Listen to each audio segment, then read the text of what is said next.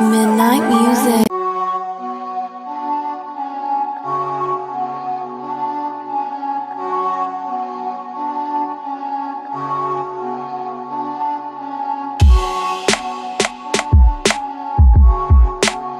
Midnight music.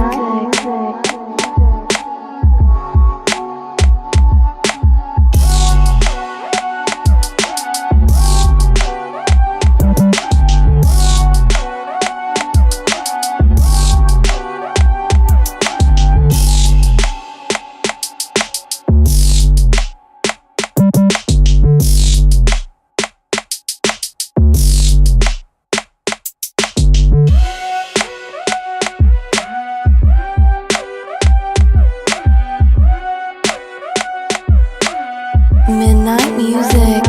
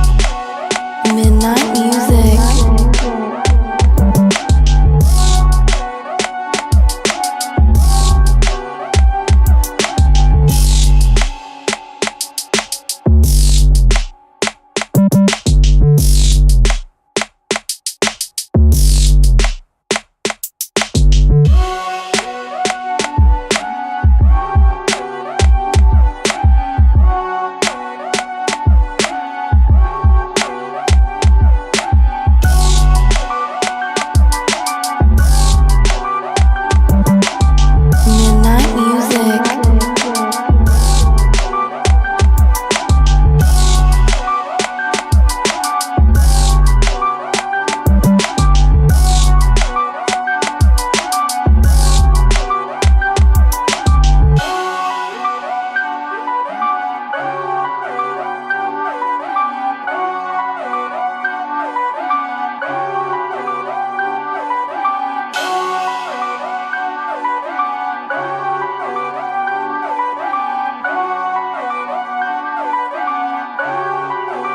Midnight music.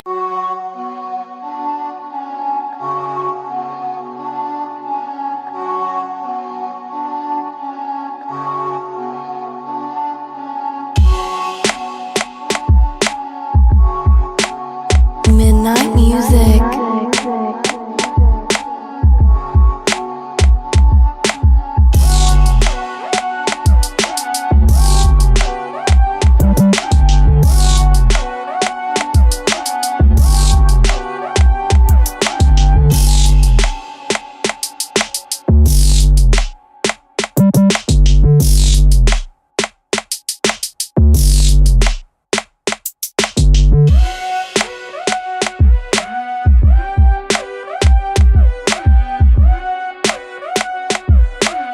Midnight music.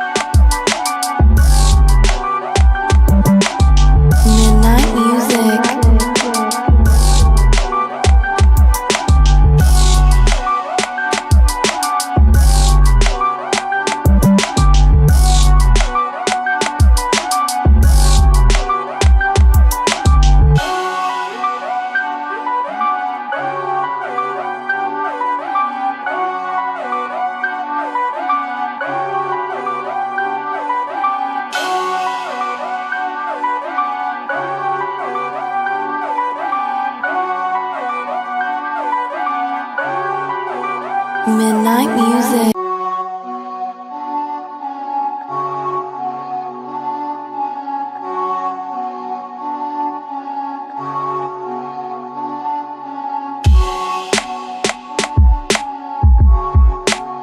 Midnight music.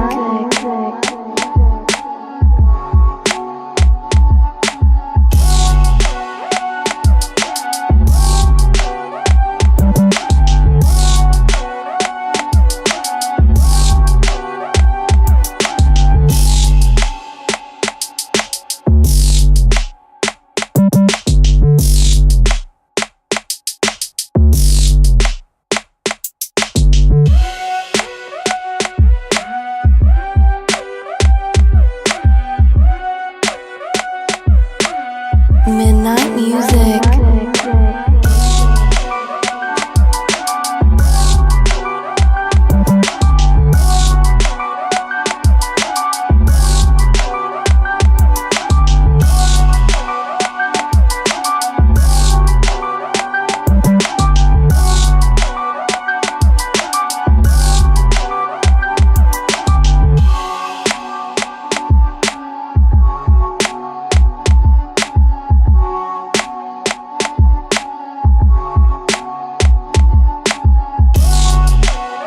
Midnight music.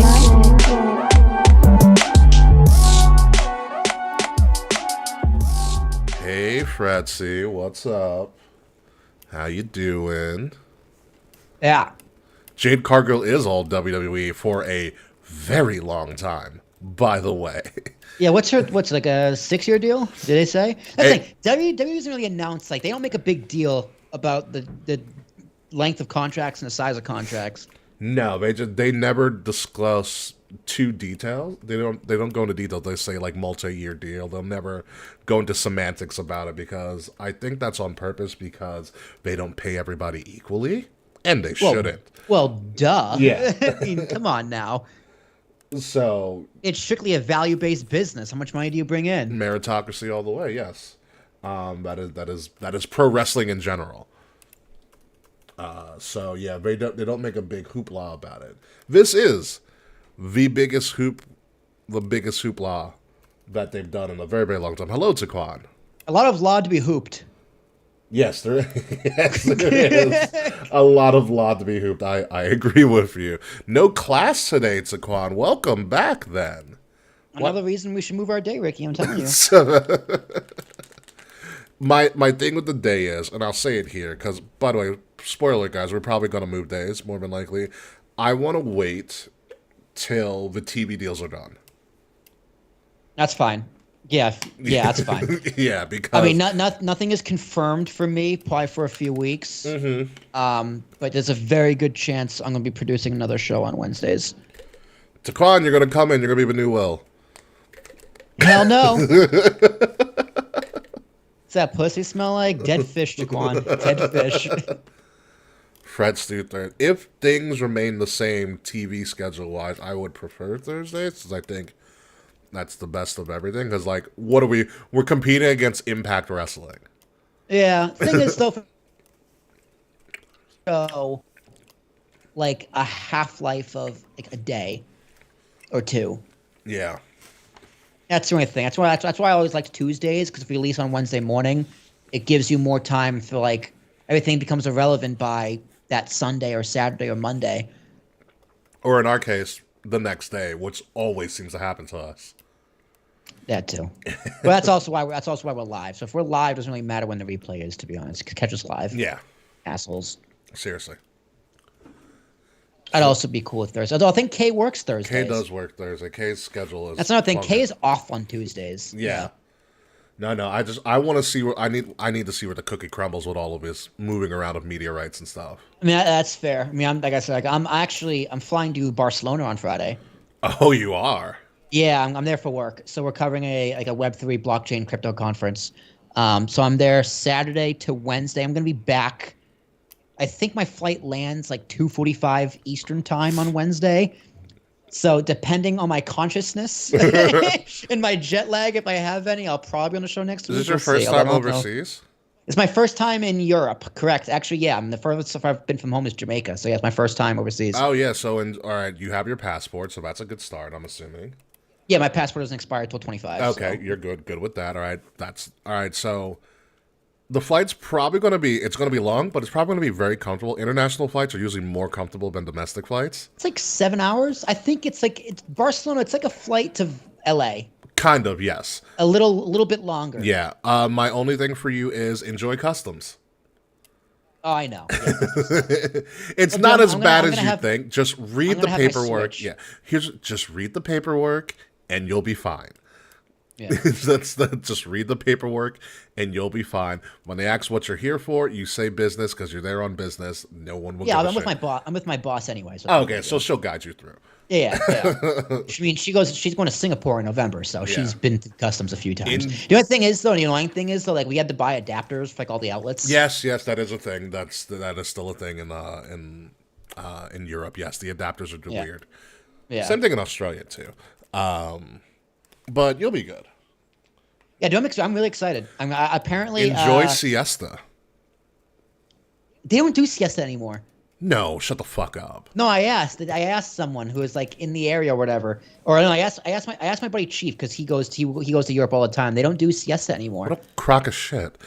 All right, capitalism got to them, Ricky. I don't even know if it's capital. Like, I mean, let's just take a fucking nap. Like, I don't understand what the problem is with just taking a nap. Like during the middle of the day. Oh, SmackDown. What's up, buddy? Oh, Matt Ritter. Yeah, I'm glad your boy got released. You should have seen he went on a tirade on Twitter when it happened. I almost was a surprise guest on a show on Saturday night. He was like, "We're gonna have a party on Saturday." Amazing. Yeah, that was the highlight of my career. We did The Road Warriors. we did the Road Warriors like a midnight on a Saturday, streaming live to Pornhub talking about wrestling. I should put it on my resume. Yeah, right. Oh my god. It's robe season now again. You spelled my name wrong, but it's okay. But it is robe season. It's great. Yeah, it's IE Ritter. It's okay though. Yeah, it happens. I wore my robe for the first time all season 2 nights ago. I wore it yesterday morning, waking up. I was like, "Oh, robe season, yes." I got 4 robes. I need like a linen robe just so I can fucking wear one in the summer. I do need a linen robe as well. So a light, thin, like bed sheet bathrobe. Yeah. Oh. Yeah. Oh, amazing. Amazing. I do need another linen robe. But yeah, so when are you coming back from Barcelona? Is it like a weekend trip? No, it's Saturday to Wednesday. So I'll be back like next Wednesday. Oh, okay. Not bad. Not bad. Right before I take a week off of work. Because I got my Comic-Con tickets finally came in. Oh, hell yeah. Yes. Who are you going with? It was going to be Charles. Charles was going to come up here, but Charles can't make it, so I'm going with Sam. Nice. Yeah. Okay, cool. Yeah, no. Tell Sam what's up. Yeah, Sam's good. I'm excited because I haven't ordered my meet and greet photos yet, but the list is pretty ridiculous. So it includes the list of people I'm going to see is I'm probably going to see Katie Sackhoff. Oh, love her. Yeah, but even better, Mercedes is there. Oh, Yeah. Sasha's gonna be there. Mm-hmm. Yep. There's a lot of people there. Adam Cole and MJF are going to be there. You can get a Team Better Than You, baby photo together. There's Tim Curry, Susan Sarandon, Tom Hiddleston, Chris Evans, your boy Ewan McGregor, good old Obi-Wan.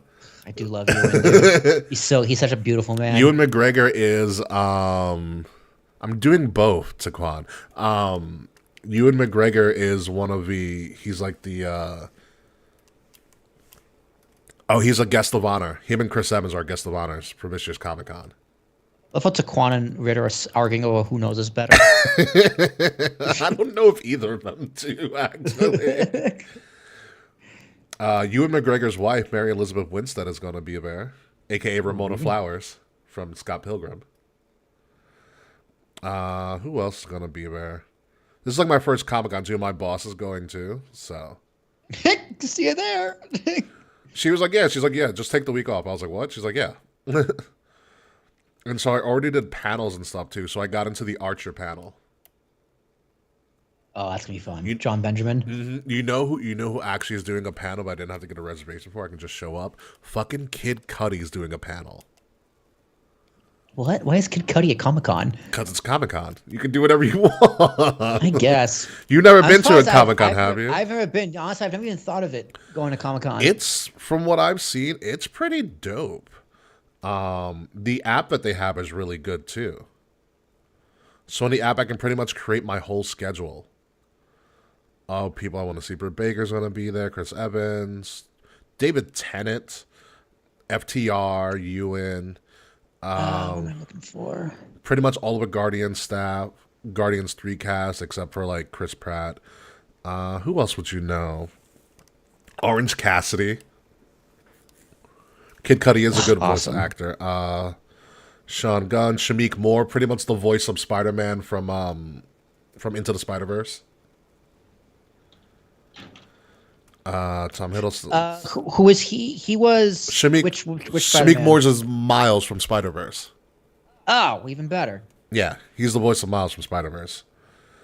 There's a lot of good people. John Carpenter is gonna be there, who's a great fucking horror director.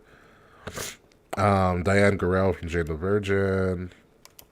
Ashley Eckstein, the original voice of Ahsoka. It's gonna be there. I almost got lured into doing Rhode Island Comic Con, which is like the week after, or not the week, the month after. You want to know who's at Rhode Island Comic Con? Oh, Everybody that you would probably like. All right, so the original Pink and Black Ranger are gonna be there. yeah, dude. I was never into Star Wars. You mean Power No, not Rangers? Star Wars. Power Rangers. Power Rangers. Power Rangers. Week. I think it was just before my time. A little bit. Carl Weathers is gonna be there. Awesome. Carl Weathers, LeVar Burton is gonna be there. Who else? Christina Ricci, Rose McGowan, Ming-Na Wen, who everybody likes. Finnick Shand from Star Wars. Ming-Na Wen is also the original voice of Mulan, the voice of Pocahontas. A lot of the voices of Futurama are going to be at Rhode Island Comic Con. But it's good. So no, it's going to be my first real like legit con experience. So I'm very excited, and I have 4 days of it. So one of them being Friday the 13th. So if it's good, Will, we're going to have to drag you out to a Comic Con. Yeah, dude, one of these years for sure. I'm not opposed to Comic-Con. You know what? No one's ever asked me to go to Comic-Con. Touche, touche. And I'm not like in that nerd culture like that to like I would know it's coming. Fair but enough. like I would go, but I would go to Comic-Con and like I could run into people I know who'd be like, "Hey, Rich is here," Yeah. because I know he goes to Comic-Con all the time. Like, I see pictures on Facebook. It's like, "Oh, this person was at Comic-Con." Holy shit. Well, we have a special guest. What we got? Smiley's here. Oh my god, I love you. Hey, Smiley. What's What up? are you doing right now? We need Kay isn't here right now. What are you doing? Right? She's probably chilling in Chicago. Being a little like... Oh, they moved? I forgot they moved. She moved back to Chicago, yeah. Amazing. Yeah, which is like if we were to ever go back to Chicago for Survivor Series, which is ironic because Survivor Series is in Chicago again, we definitely just have to hang out with Smiley and just go around. I'm not gonna lie to you. I thought about it. I thought about it too. I was like, do you want to do round 2 in Chicago? I mean, I'd totally be down, but that's a long drive. It is a long drive. I would go And back. flights are expensive. So we're flying to Vegas end of the month, 600. October 22nd to the 29th. 600, Yes. right? Round trip is $2,000. Oh, round trip. Never mind. Yeah. Yeah, so 1,000 each way. Jesus Christ. Fucking nut. I'm not paying for it. I want to go back Nuts. to Chicago because for 3 things. Well, 4. I want to see the Bean just to say I did that. Deep Dish was doable. You know, Deep Dish was fine. I thought Deep It was awesome. Yeah. I wanna. We have to go. We fucked up on going to Wrigley Field. That's like the number one thing. We did. We fucked up doing Wrigley. And I want to go back to that barcade. The barcade was awesome. Yeah, we lost a lot of time in that barcade, but it was so worth it. Shh, don't tell everybody my secret to Con about deep this is a real Chicago pizza. Yes, if we go back to the bean, we'll flick the bean. But primarily, I want to go to Wrigley. The Cubs aren't going to make the playoffs. Is that correct? I don't think so. Okay. So yeah, we won't have anything to really worry about, and we might be able to go see a Bears game, just judging by how they're doing, because the Bears are straight ass. Oh, you're a White Sox fan, aren't you, Smiley?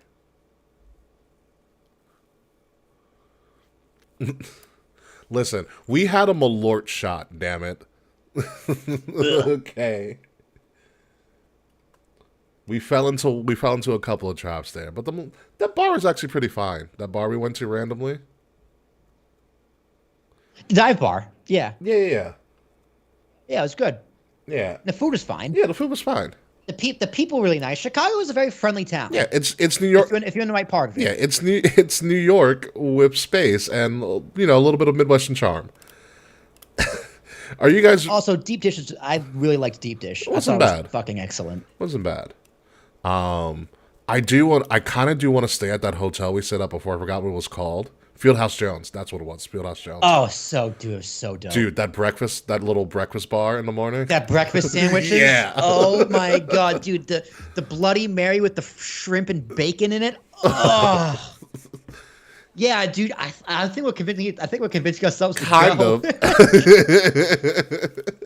Kind of. I'd have to double check. Comic-Con might wipe me out. I'm not gonna lie.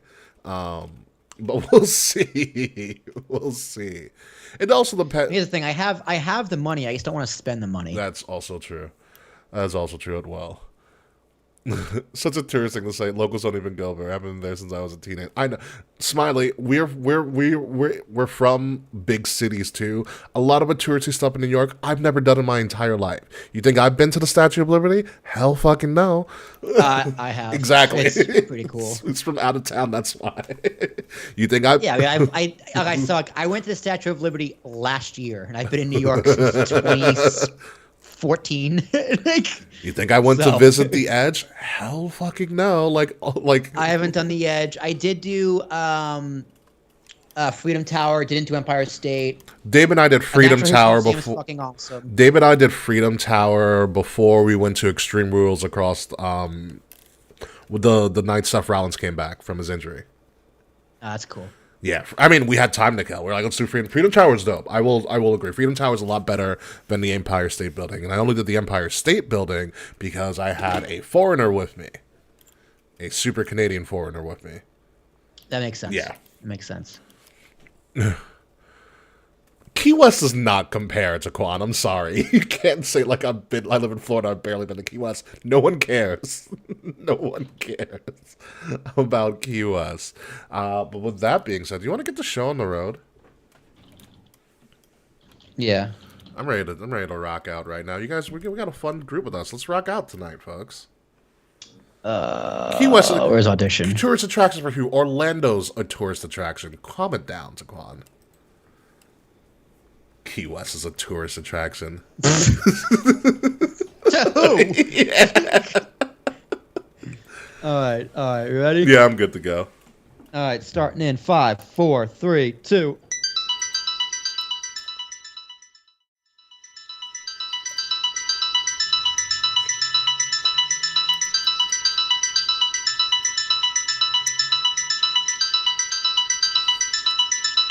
Midnight music. Coming up this week on Kings of the Rings podcast, this may be the biggest newsworthy week we've had in a very, very long time. The biggest baddie in all of professional wrestling has just signed with WWE. SmackDown is leaving Fox. WWE made some major roster moves. AEW will be soon taking things to the max, only after a little bit of a WrestleDream. And oh yeah, No Mercy's happening this week as well. NXT, No Mercy. So sit back, relax, and please stop fucking talking about Taylor Swift. It is Kings of the Rings podcast, episode number 355, No Mercy for the Baddies, exclusively here on Wrestle Addict Radio, and it starts right now. Seriously. Our team's 3-0, baby. Seriously, fuck Taylor Swift and the Chiefs. Travis Kelce, you're cool, but come on, dude.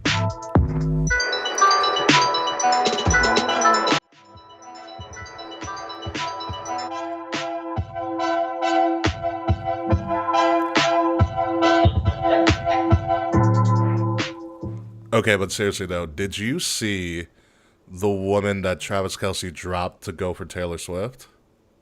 I haven't. You should. I'm gonna Google it. Yeah, it's very interesting. It's right. While you do that, ladies and gentlemen, welcome to the Kings of the Rings podcast episode. Is it Kayla? I don't remember what her name is. Episode number 355. No Mercy for the Baddies. I'm your host, King Ricky Rose, along with Willie T. Ladies and gentlemen, we have a I told you. Yeah, we have a lot of stuff to talk about. I literally 2 pages worth of notes for us to talk about in the world of pro wrestling. It has been a massive week in pro wrestling in and of itself. So we are going to try to break down all of it and also preview 2 pretty significant events from AEW and WWE, particularly the NXT brand. But before we get into all that, let's bring it over to the biggest Swiftie fan that I know, a day one 50 Swiftie fan. Will Tarashak, how are you, sir? I don't really give a shit about Taylor Swift. This other girl, Nicole, is way prettier, Travis. You dropped the ball on this one, man. Told you. Wow. just wow. Hey, man, the first rule of life, appreciate beauty. Yeah. And I'm appreciating beauty, all right. All right, my name is Will Tarashuk. T as in Thomas, A-R-A-S-H-U-K. I can feel my girlfriend's daggers through the wall. It's fall, and I am so goddamn excited. So it's gonna be a good time. I'm so excited to talk wrestling. It's been a few weeks. I'm happy to be back. Yeah, it's robe weather, too. We should do an episode in robes. When it gets wintertime, we should do an episode in robes randomly. Oh, for sure. Yeah, dude, when it's really cold, I'm going to be wearing 2 robes. Yeah, robe. We'll call it the Robe Warrior episode. Just like not tell K. Robomania. Robomania. Maybe we should replace Rumble of Royalties with Royal Roble. Ooh, Royal Roble would be a good one. That's Royal Roble. Keep it. Someone write that down and remind us, please. Please. So yeah, no, we've got a lot of crap to talk about this week. Not even crap. A lot of monumental industry-shifting news has occurred literally within the last time that I recorded an episode with Nate the Great. Thank you, Nate, by the way, for coming in the clutch last week. It was a pretty fun episode. If you haven't listened to it. Nate. Good job, Nate. Yeah. It was a really, really fun and entertaining episode, but a lot has happened ever since we went off air. In particular, let's just get things started and get the ball rolling, because this might be a pretty much a longer than usual episode.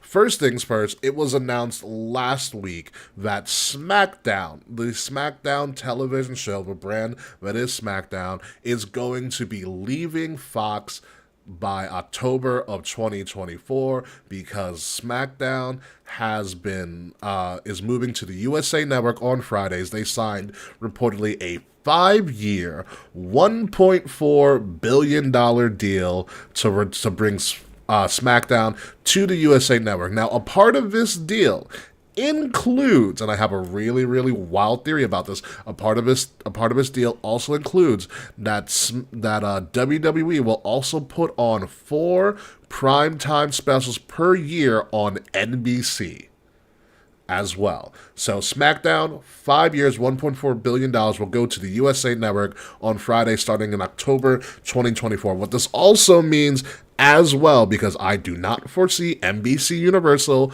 shoving out another $1.5 billion, essentially $3 billion in total, to also keep Raw and NXT. So there is a strong potential that Raw and NXT, whose rights have not been sealed yet for the next couple of years, could be moving off of the USA Network and NBC Universal to some potential bidders. For instance, maybe it's been talked about Disney Plus, ESPN, Amazon is also apparently in the running as well. So for the first time almost ever, Mr. Tarachak, we might see the end of Monday Night Raw as we know it.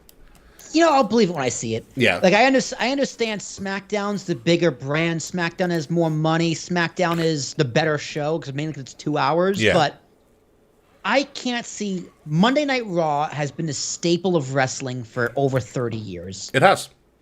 Like it is, especially when Vince is alive, and Vince is never gonna let that happen. Now, he's a chairman of the board of TKO. So We don't know for how long though. That's another story too. that is another story. Whether he's going to be in jail or in the ground, Or So- if he's selling his stock too. That's also been reported that his all of his shares are up for sale. You know what? I'll buy them. I believe. At like I'll 107. believe it when I see It's it. 107 Like, a share, by the way. That's it. That's what they opened at. That makes sense. Yeah. I keep telling myself I'm going to buy WWE stock, and I never do. But yeah, I'll believe, Endeavor, it's like $20 a share. I'll believe SmackDown's going to Monday when I see it live. Well, not even And SmackDown Raw going to leaves Monday. You mean Raw leaving Monday. Raw leaving Monday, either or, because someone's going to take its place. Because Monday is a tough week because now they have 2 Monday Night Football games. Yeah, that is because of whatever reason. that- I think it was the strike or something. I mean, that also could be I think that was in the NFL schedule to begin with, which I think genius move. It spaces things out a little bit more. They should eliminate Thursday Night Football because that's a terror and a half, and that's just another sports conversation. Yeah. But yeah, it's hard. Like, I feel like WWE can compete against, like, Monday Night Raw has always been able to compete, and better not go to Freeform, Taquan. WWE can compete against one Monday Night Football game, but to go up against two games a week, that's a lot. Yeah. That's a lot. And like The Rock's not available all the time. That SmackDown surprise was a massive surprise in and of itself. But yeah, it's gonna be interesting. I can't fathom Raw leaving Monday nights. Even when they went to Spike TV, remember that time for a while? They went to Spike. Oh my God. Yeah. They went to NXT on Comedy Central. Taquan, stop it. I can't picture Raw leaving Mondays. They've always been on Monday nights. Like, people who don't watch wrestling, and I say I do a wrestling podcast, like, oh yeah, I used to watch Monday Night Raw. Monday Night Raw. Yeah. Yeah. Like, it's almost become pop culture, like lexicon. No, definitely. That's what I mean. It's the brand recognition. You know how much shit Elon got for changing the Twitter to X? Like, an idiot. That's what's gonna happen to Raw. Like Yeah. there is literal billions of dollars of brand recognition behind Monday Night Raw. Absolutely. And that is the most important thing a company like WWE has, is the brand recognition, which is why they give belts to every championship team except the Jaguars. Yeah. All right. The Jaguar belt was there for like 2 hours, and then it went away. Yeah. Hilarious. So, like, I think WWE is so smart. Their marketing team is so smart. Nick Khan is so smart. He's not going to get rid of that brand recognition. I could see Raw getting cut to 2 hours in a new TV deal. I could see Raw leaving USA for sure. Yeah. Which I also think is kind of silly. They've done it before, but yeah. They've done it before. Where it goes, who knows? But I can also see NXT going back to Peacock, which I don't think is a loss. I think is actually pretty smart. Mm-hmm. But I do not see Raw leaving Monday. I can see SmackDown going anywhere. It is very. The deal I think Get them is. off Friday for sure, though. Get them the fuck off Friday. I think they are staying on Fridays unless something changes within the next year. I don't know if they'll ever move NXT off of TV, especially now that they're just bringing in like Becky to hold the titles and stuff like that. I think they're trying to make NXT a commodity, but I understand if it moves to like streaming like it originally was. And that was a great get for the original WWE network, you could only get NXT in the WWE network, and NXT was amazing at the time. Like, that was amazing. I am tickled, and I'm interested. Daniel Tosh gonna host No Mercy. Stop it, Taquan. You're on a roll tonight. I am tickled by the notion of Monday Night Raw on Amazon. One, because I love Amazon Prime streaming service. I think they're really, really good. Especially for live sports. They've done a really good job with that, especially with Thursday Night Football. I'm interested to see how Amazon would handle a show like a Raw or like an NXT. I think it would be fine, but well, I don't trust Disney with it right now. no, absolutely not. I don't trust ESPN with it either. Yeah. But there's gonna be a time in the future, Ricky, where wrestling specifically moves off of cable and goes strictly exclusive to streaming live. Well, save me a bill. That's the future. It's going to be more expensive first. Everyone's going to up their prices once that happens. Yeah. But that's the future of cable TV. It's just getting shifted and repackaged into streaming. Yes. With ads. So have fun with that, everybody. Now, the question is, when does WWE specifically make that move? When are they going to get the most money? I think that last TV rights deal is the highest deal they're going to get, even though they sold SmackDown for, what, 1.5? 1.4, yeah. 1.4, and previous deal was, what, 1? It was 1. So, the last time was 1, and because they sold SmackDown for Fox was 5 years, $1 billion. Raw was NBC Universal, 5 years, $1 billion. Yeah, those TV rights deals, it's going to become a point where you peak. Yeah. And you're coming very, very close to that peak. The only thing keeping alive is sports, really. Yeah. NBA, NFL, and that's really it. Mm-hmm. And I guess true. wrestling. Yeah. Wrestling's been a top 10 when, cable program since the advent of TV.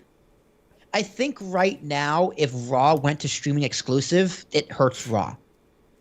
I think less people watch it. Whereas it's on cable, and then the next day rights on Peacock is the perfect way to go.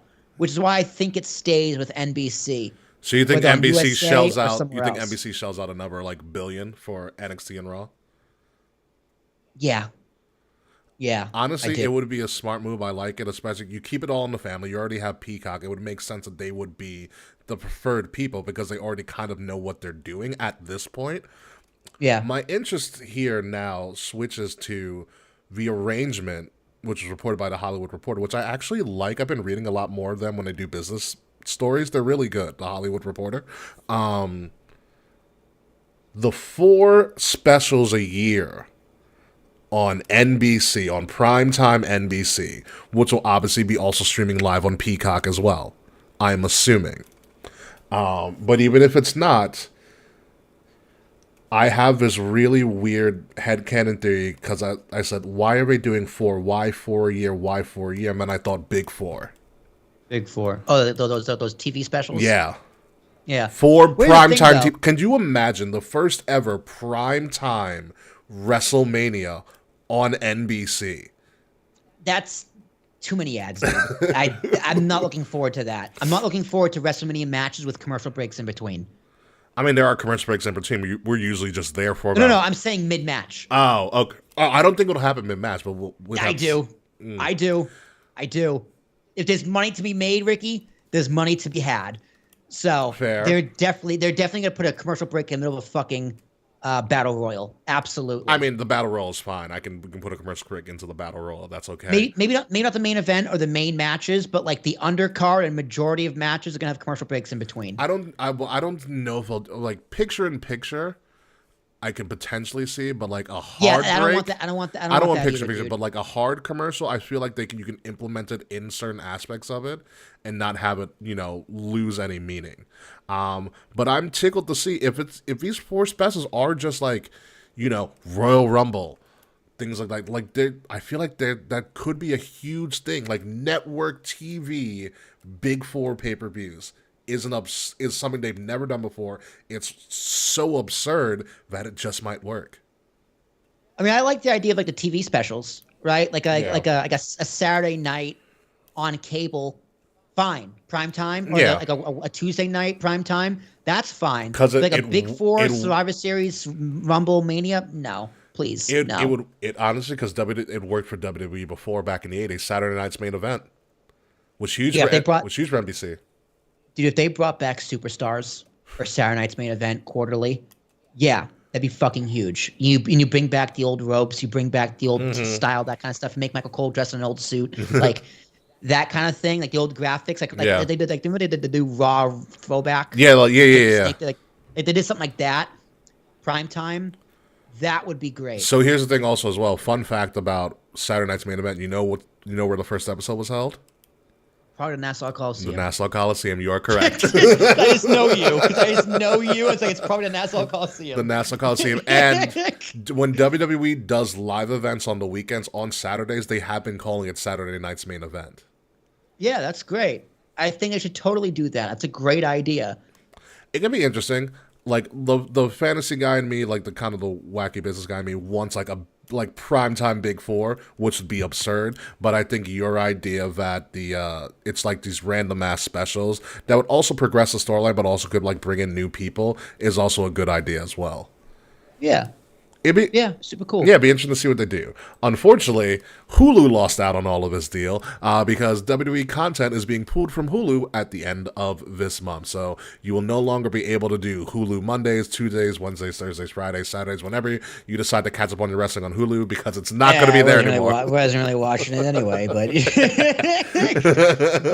yeah, I think this is a no-brainer. Next, it's not. It's just the next day rights. Yeah. And next day rights, what that means is the show airs on Monday, Tuesday morning, it goes out somewhere. Yeah. AEW needs the next day rights for somewhere.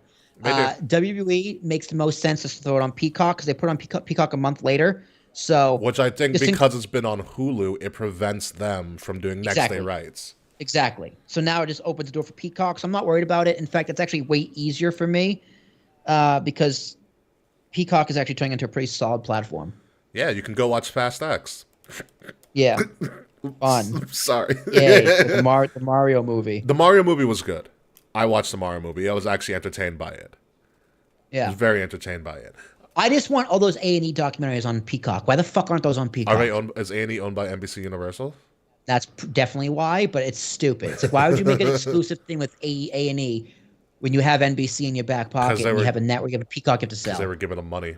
That's why. I know. But it's just like, dude, I haven't watched any of them because they're on A&E. That Angle documentary was fucking amazing. I haven't watched it. The A&E documentaries are really, really good. I've been watching them for a couple of years. They are really, really good. Yeah, A&E's owned by the mouse. Daquan's right. Yeah, no. The A&E docs are really, really good.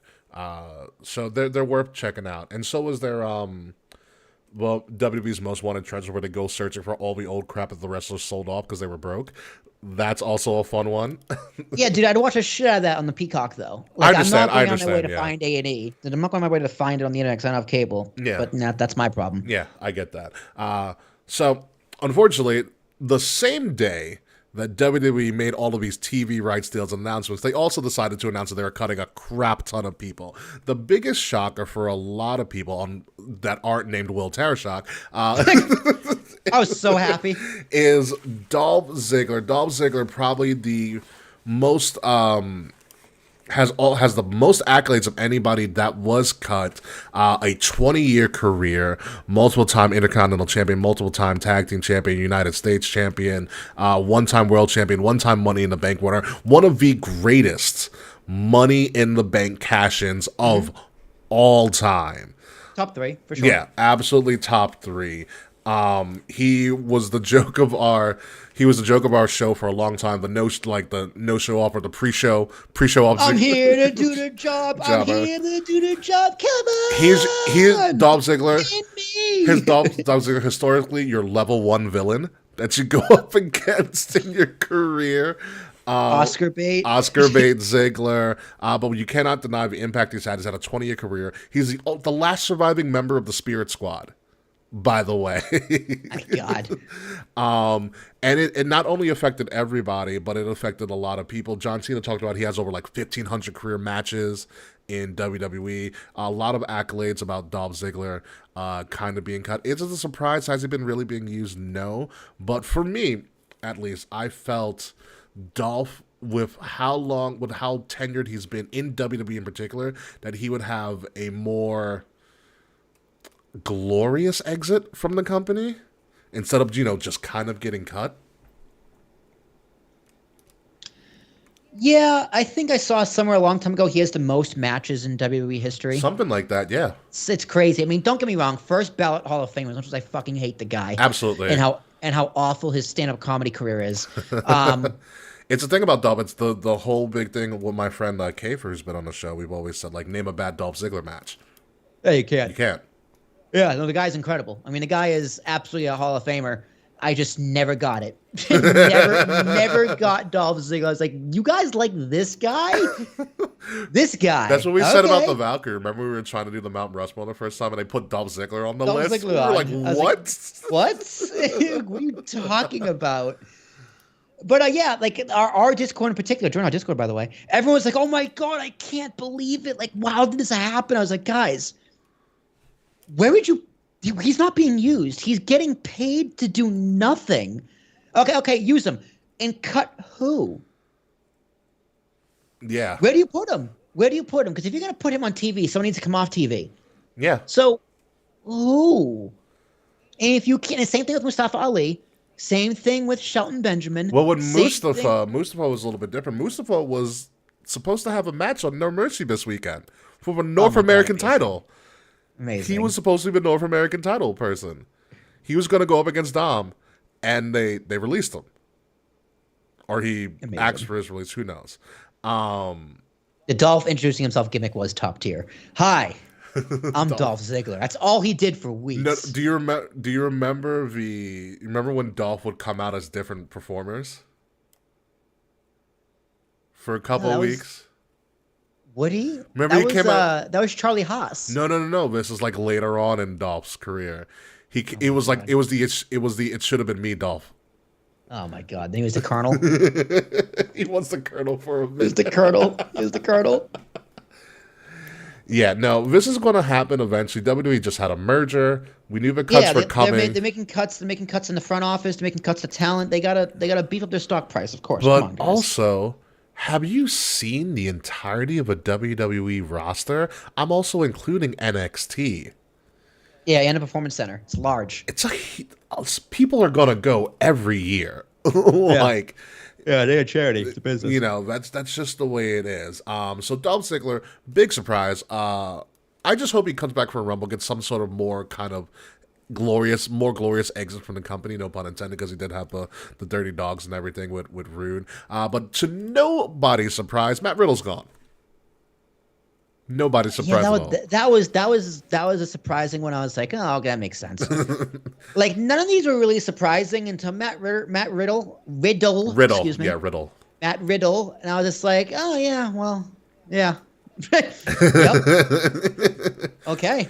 He Fine. burned too many of his bridges. So let's go through the Matt Riddle line. He came out as one of the hottest guys in the indie scene. Will and I have seen Matt Riddle on the indies. He's fucking fantastic. We're like, yo, this guy's gonna be fucking great. You know, got all the talent in the world. The talent in the world. Stoner gimmick, top notch. Like worked. Got annoying at times, but worked. He was found a way to get it over. He got it. Yeah. He understood the business perfectly. You know, but he couldn't get away from his own demons. You had the Candy Cartwright and the Me Too allegations. You had the clear infidelity with him and his wife that occurred. You had all of the drug issues that persisted to the point where he got popped for a drug, which they had to suspend him. They paired him with like the worst bad boy in the history of wrestling, Randy Orton. Okay, the man, Randy Orton, if he wasn't an Orton, if he wasn't a legacy, would have been dropped from the company years ago. You know, and so he got paired with Randy. He seemed to be doing well with Randy. Randy, unfortunately, got injured. Then Matt Riddle was left to his own devices. That ended up being a horrible move. He got sent to rehab on WWE's dollar. Let's not forget that, folks. Finally made his way back, seemed to be going somewhere, and then the JFK incident occurred. And you heard about this, right, Will? What was it? One more time? The JFK incident. The incident at JFK that happened a couple weeks ago? No. Okay. I might have vaguely heard of it. So, Matt Riddle was coming back from, I think, when they did the show in India. Mm-hmm. He was coming back from India, was flying into JFK. Matt Riddle posted on Instagram that a like one of the security officers or something at JFK, I don't even want to say it was TSA, but a security officer or something, like sexually harassed him. So he's like, thanks to JFK for sexually harassing me. I never want to come back here again, blah, blah, blah. Just goes up on a rant. It is now deleted, but he said that. According to the actual thing that happened to multiple witnesses, Matt Riddle was highly intoxicated. You know, highly intoxicated and belligerent in the JFK airport. And this isn't some Joe Schmo airport in the Midwest. This is JFK. Yeah, it's your little Queens, bro. Yeah. And I think that was the last straw for WWE. Like, WWE learned this lesson, and the lesson was called Jeff Hardy. Yeah. The difference is Jeff Hardy is a likable person. You know, and Matt Riddle just burned all of his chances. He didn't have many Yeah, to dude, begin with. there's only so many opportunities you can give a guy, Yeah. and it's just like I remember defending him against his whole allegations because there wasn't really evidence. Honestly, I don't remember what happened. If he was guilty or not, if they were found it or what have you, what happened in the courts. I just don't remember. Yeah. But the stink is there, and the stink never went away. And you got the rehab and like the pictures of him in the hot tub and the infidelity. It's just, dude, I just can't respect you as a man because you just destroyed your family like that. And it's just, there's this distinct, just It never went away. never went away. It's just Yeah. like there's nothing he could have done to make me cheer you again. And that's just a personal decision I made. So he got released. I'm just like, yeah, good. Yeah, I mean, Good. I saw it coming. I mean, when he came back, the allure of Riddle was gone for me. Yay. Yeah, it was like, hey, he's back. No, if Velveteen Dream came back, I'd be like, oh, fuck yeah, let's go. Second chances all the way, baby. Yeah, no, I would be interested to see if a Velveteen Dream would even be thought about, but who knows? No, dude, Yeah. he's also burned way too many bridges. You ever see the video of him getting arrested for like a DUI? Oh, wasn't that like last year? I think. Yeah. Oh my God, it was fucking hilarious. Like, you didn't mean my. He's like, you didn't mean my Miranda rights. You didn't mean my Miranda rights, sir. Sir, what are my Miranda rights? You can't do this, sir. It's like, dude. Did they read him as Miranda rights? No, they might have, but it's just like, dude, they can literally wait until you're at the police station to read you your rights. Is that true? I thought they had to read them to you at like in that moment. No, I'm pretty sure they can wait, but it's just like, dude, you don't just get off for whatever the fuck you're doing because they don't read you your rights immediately.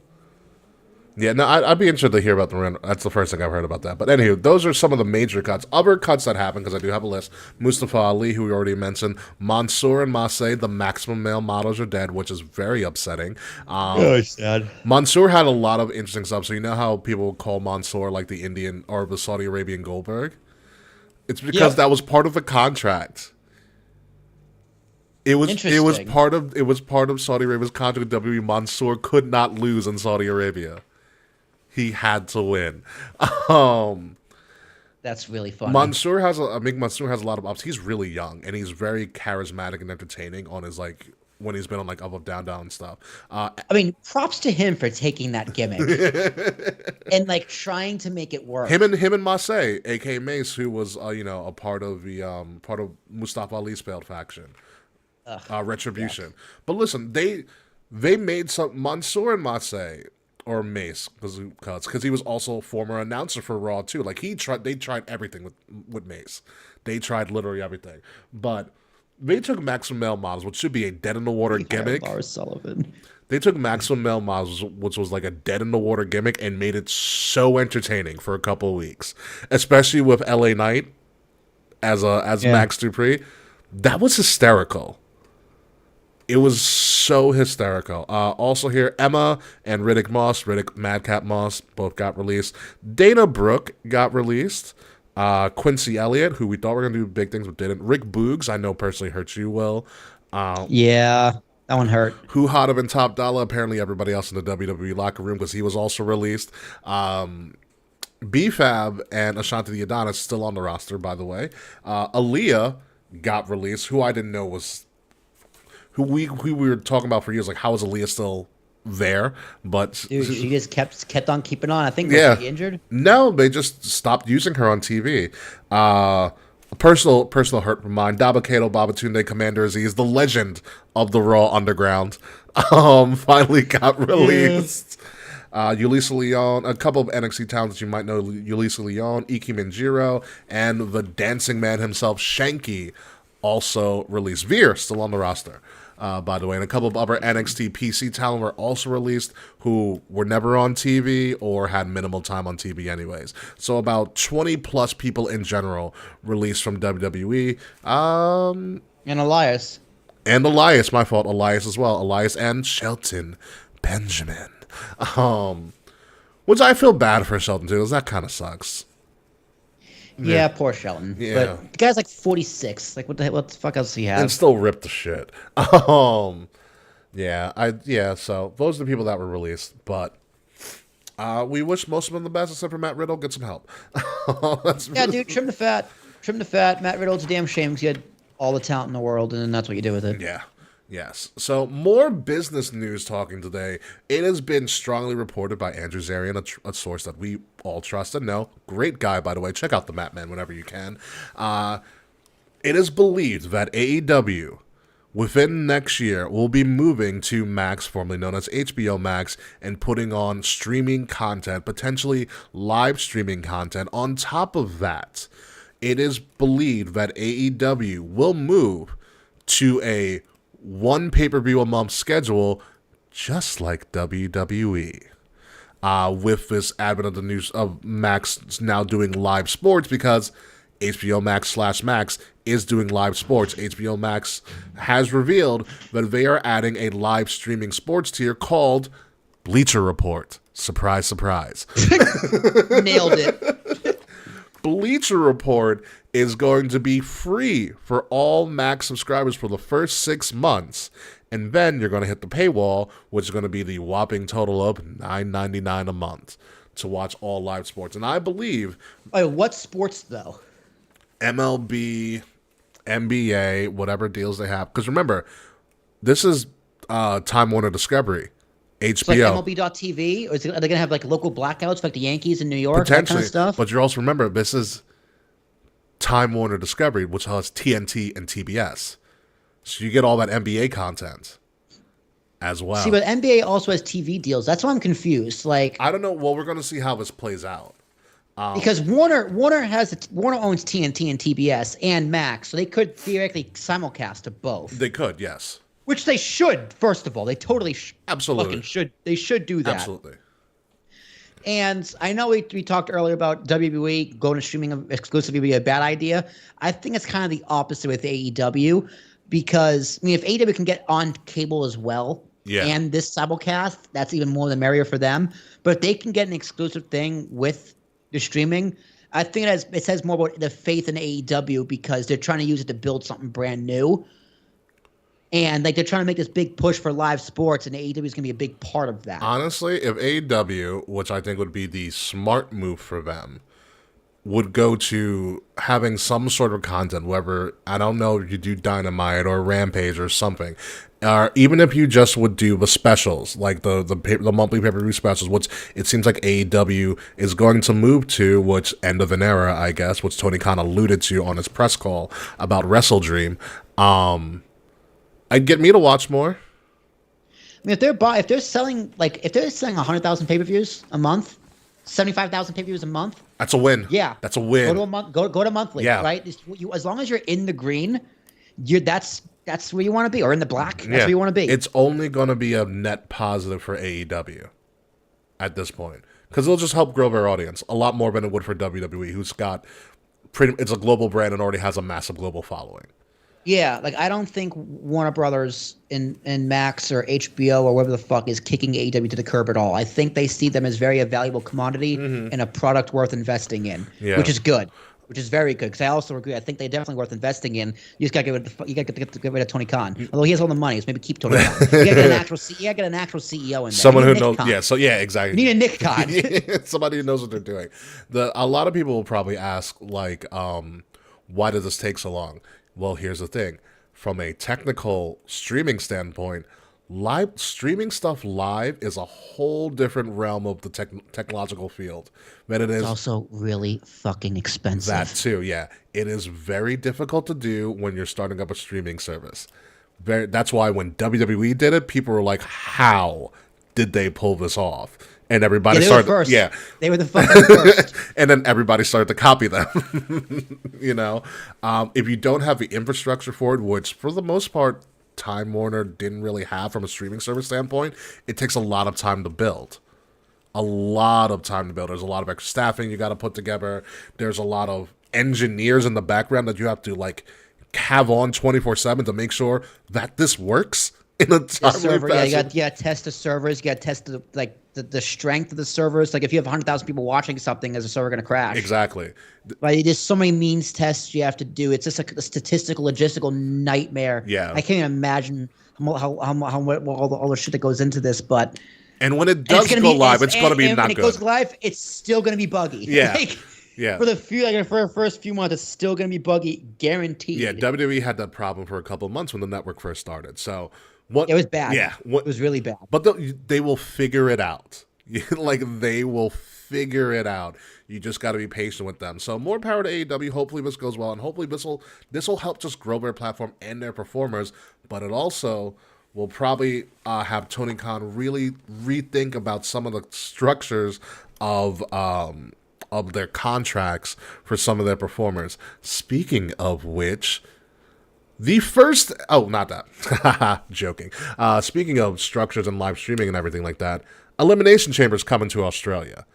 The last good transition. Yeah, I totally jumped the gun on my own notes. I totally went over some because I'm excited to talk about the big baddie in the room. But Elimination Chamber is not a baddie that we should really be totally dismissing. Elimination Chamber going to be in Perth, Australia, at the Optus Stadium, February 24th, the last pay-per-view before they return to. Where is Perth? Is it east side or west side? I want to say it's. I totally forgot. I want to say it's Western Australia. It's literally just says Western Australia on my freaking screen. On the graphic here, it's Western Australia. So this is the first pay-per-view since Super Showdown. Remember Super Showdown in Australia, which was 6 years ago. Oh my God, that's when the what's her name? Where the people were there, the Iconics. Yeah, Buddy Murphy was also highlighted. He won the title. He won not the 205 line title. He won the Cruiserweight Championship. Dude, Australia is so fucking big. Dude, I've been to Australia. It's a beautiful place. Beautiful, beautiful place. Too many bugs, dude. Too many bugs. You get used to it. This also really continues the trend of WWE putting their non-major pay-per-views outside of America because they can and they will, and now they have TKO behind them, so this is going to continue. Also, something to of note for the Elimination Chamber pay-per-view from Perp. It is in Australia. This pay-per-view is going to be in prime time, Australian time. Do you know what that means? It's 8 a.m. 6 a.m. 6 a.m. Eastern? Yeah. Fuck that, dude. I'll watch it on Sunday at noon. Yes. This will be a 6 a.m. show for everybody in the U.S., at minimum. So now we get, I want to try because now we get to learn how, people in Australia or like in London have to watch their shows for like Raw and stuff. And I think that's why they're so diehard too, because like they don't have the luxury of watching it during a normal time. Well, it's their fault. Move to America, bro. It's the greatest country on earth. Oh my God, arguable. But yeah, so this is a pretty big deal. Elimination Chamber, February 24th, 4 days before my actual birthday. Yeah, right? Turning 28, folks. Yeah, yes, exactly. That is exactly what's happening. I'm turning 28 on the 28th for the second time in a row. It's like my golden birthday. So that's going to be a big deal. I'm excited for it. When WWE has shown when they go to these destination places, particularly Backlash in Puerto Rico, they do a great fucking job. Money in the Bank in London was phenomenal. Australia's going to be no different, and they have a lot of Australian performers. In particular, Grayson Waller is going to be a monster when that show happens. Like, yeah. Yeah, like, it's going to be pretty absolutely crazy. Well, no, I was like, both of them just have, or Billie Kay's pregnant. I was about to say, what about if the Iconics come back in Australia? Yeah. Listen, I love me the Iconics. I know you do. They were just so goddamn annoying. It's what made them so great. The Iconics. It's just the voices, dude. So you're not a Pretty Deadly fan, then, are you? Nah, I like Pretty. They're okay. Have you seen the video package for their recovery? They did a recovery from injury package. I just love that he has a shoulder injury and he's sitting in a wheelchair.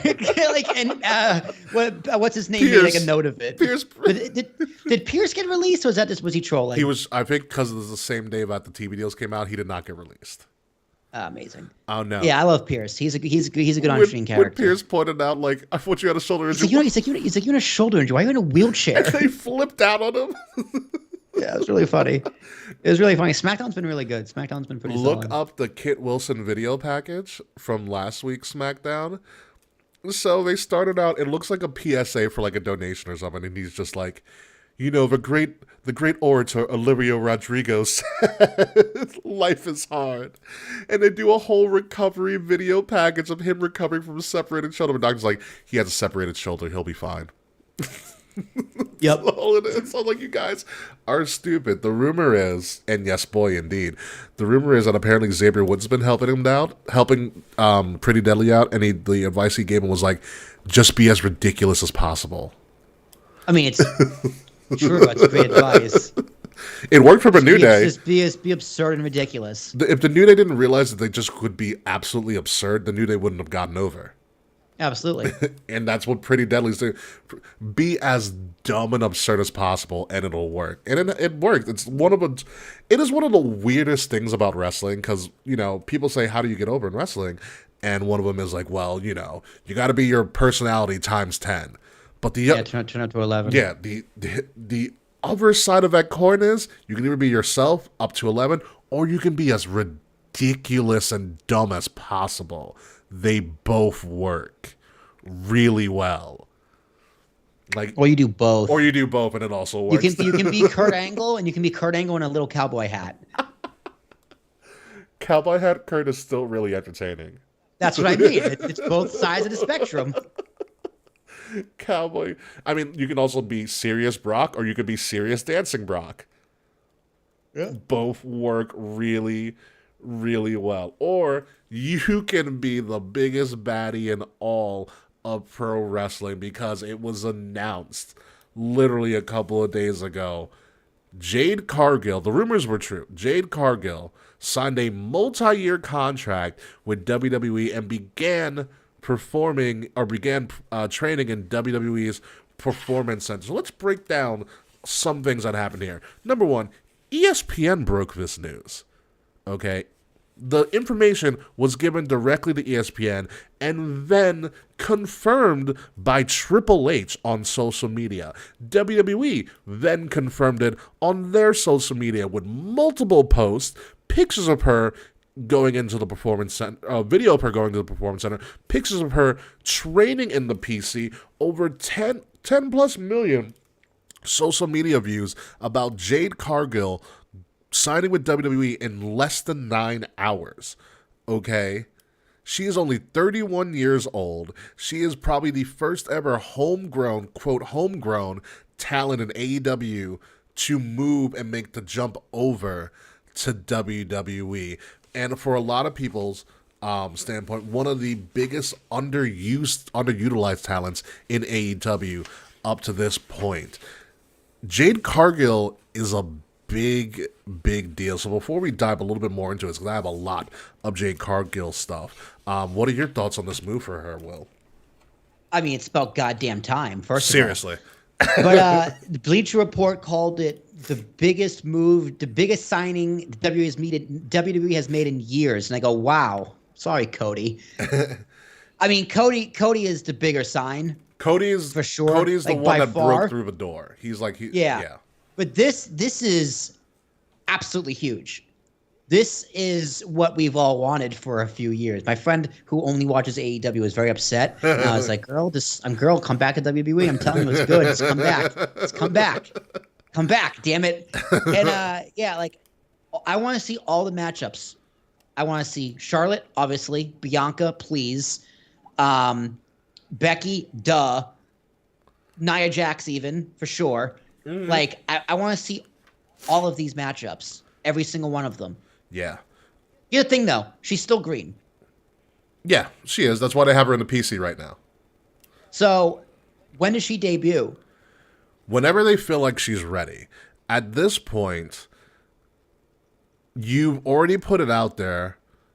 It's just a matter, and now you created anticipation. Now you just got to wait till she shows up. I think at the latest, the Rumble. I think Rumble makes sense. Have a debut in a Rumble because she can be protected. Exactly. I mean, because the thing is, she is really green. Yeah, she is. And she worked with a lot of women who are also pretty green over at AEW. They didn't get much time. She's also relatively young to make a big power move like this. She's 31 years old right now at the time of her signing, which is a great get for WWE. You got her at a great time. She hasn't even hit wrestler's prime yet.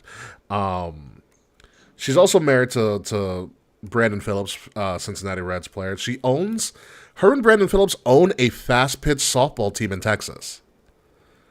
That's pretty cool. Which is kind of wild. This is like fun Jade Cargill facts I found out. But I want to harp on before we move on, before we talk more about this Jade Cargill thing and some of the stuff that she said, because she did do a bunch of interviews yesterday too, and a lot of those were very, a lot of that has spread. The information that she did was spread across the interwebs and the IWC. This, by the way, broke the IWC because not only did WWE performers tweet about it, AEW performers also tweeted about it as well. It was a very, of course they did. Yeah. Idiots. Yeah. But the fact that WWE just said, screw it, we're just going to blast this out to the masses is a giant shift in what they usually do.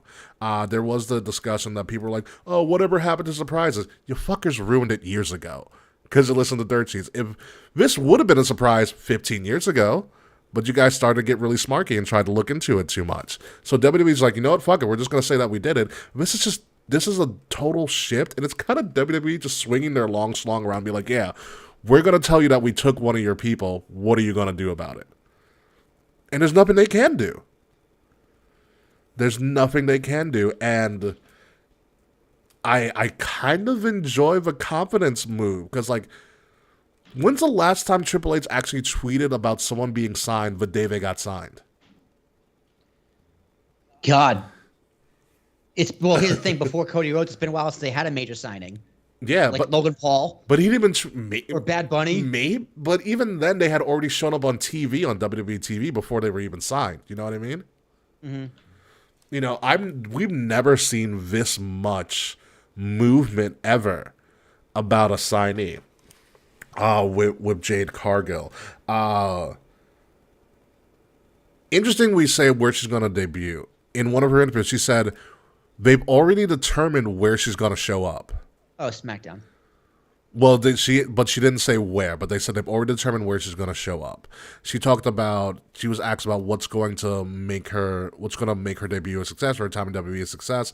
She said a lot of training and reps from the best trainers in the best facility in the world. She's really harping in on that. Another influence for her I read from her quotes was that she wants to be an influence to other African-American children to kind of break down that door and be the next stepping stone so that they can go in and, you know, she can be an influence to the next generation, which I think is a great thing to do. She also talked about how she's just determined to succeed and she doesn't actually need the money. She's like, I don't need the money. I just like to do this. And when I like to do something, I like to be the best at it. So there's already... Oh, that must be nice. Yeah, right? I mean, listen, her husband's a baseball player. She already owns a sports team. You know, they're doing fine. Yeah, she got generational money. She got generational wealth already. They're doing fine. Okay. But that's also a very interesting position to be. Like, I don't need this, but I'm still going to do it. I'm still going to kick ass in. And she was already tweeting about people she wants to face. Her top 4 she listed was Rhea Ripley, Charlotte Flair, Bianca Belair, and Nia Jax. She even tweeted that... I can't believe I forgot Rhea Ripley. That'd be a great match, too. She even tweeted at Rhea saying, my signing is bigger than your entire championship run already. She's right. She's actually... It's not even funny how right she is. Yeah. She also talked about her time in AEW in her interview. She discussed about how the one thing she wanted to do more, she had a 508-day reign as the inaugural TBS champion. I think she has the longest reign in AEW history that they never capitalize on. And I still think it's checks out. I still think it's a travesty that she never got a chance to go for the women's title. And I can't believe TK let her go. Yeah, Jade said she wanted to work with more of the top women in AEW. And some of the top women wanted to work with her, but they never allowed her to do it. I'd be interested to see, because she clearly, again, there's definitely nothing Tony could have done, because if Tony's biggest asset is his wallet. Yeah. Really. And maybe creative control, which he only gives to CM Punk. And we know how that worked out. Yeah. So I mean, if you don't want, what do you give someone who doesn't want money? You know what I mean? Like her mind was probably made up. She's probably like, "Fuck this! I don't care what you give me. I'm going to WWE." So I'm probably going to blame on TK on this one. It's probably just straight up Jade is going, "You know what? I'm done here. I'm bigger than this." And she's right. And she's at the, she's very, very right. And like one of the influences is that she wanted to be on the biggest stage in pro wrestling. Again, it's not a knock to AEW because AEW is not there yet, and they may never get there yet, and that's okay for AEW. But Jade saying, "I want to be on the biggest stage in the biggest company to make a name for myself and to, pave the way for other people who look like me to get into this profession as well," is a massive statement. The other big thing was the biggest influence for her to signing with WWE. Do you know what it was? No. Cody Rhodes. Yeah. She saw what they did with Cody, and also what I discovered, she is an alumnus of Cody's wrestling school, the Monster Factory. Did Cody found her? Yeah. Oh shit. Yep. Cody brought her to AEW.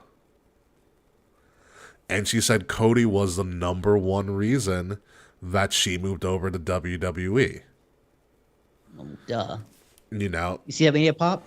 You hear those words. Exactly. Jade!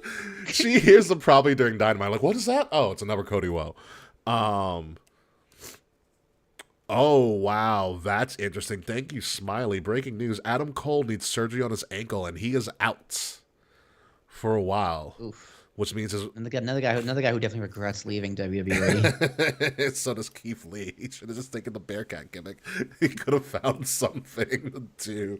But no, this is a big deal, and it makes me think that Tony Khan. No knock on Tony, because I think he's doing some good stuff, and I think AEW is going to be in a good position moving forward. But he's really got to rethink some of these contracts when he's signing people. Jade Cargill left her last match in AEW was less than a month ago. And she is now blowing up WWE social media all over the place. It was even an article on WWE.com. Yeah, dude, Tony Khan's just a bad businessman. That's what it comes down to. That's the big problem with AEW. The biggest problem with AEW is they're not good business. They just don't know how to run a business properly. And Tony Khan, I think, is a great ambassador for the company. He's a great spokesperson for the company. He's not even a bad face for the company. He's just bad at making business decisions. Yeah. Yeah, no, I absolutely agree. Absolutely agree. Adam Cole. I think he's very likable. Like, he seems like a likable guy. I have a lot of fun partying with Tony Khan. Yeah. I feel like he's the guy that you like. Oh, you want to go out with Tony tonight? Yeah, you always have a good time with Tony Khan. Yeah, and he pays. Exactly. Exactly. He's a benevolent rich kid that always just likes to have people around him. Yeah, he's a friendly rich kid who you genuinely like, but you don't trust him to drive your car. Exactly. Yes. Exactly. You don't trust he's going to be on time. Not going to remember your birthday. He's not going to remember his birthday either. Mm-hmm. This is like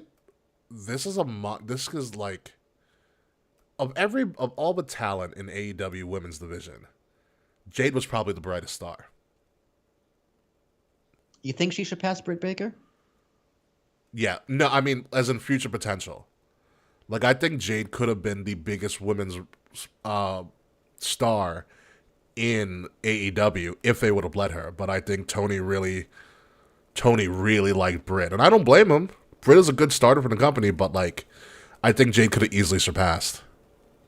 Yeah, but AEW doesn't give a fuck about women's wrestling, though. Like, for real, That's also true. That's also true. And, like, I don't think that's necessarily, quote-unquote, bad. Like, there's so much talent on that roster. Like, if AEW has cut the women's division altogether, I don't see that as a problem, to be honest. Mm-hmm. I really don't. Because there's just so much talent, and so you can just make room for better content. Yeah. You can't do that in 2023. But also, I mean, it's at this point, with how much more attention they don't get, what's the difference between having them there just for the sake of being there and cutting them? Fair.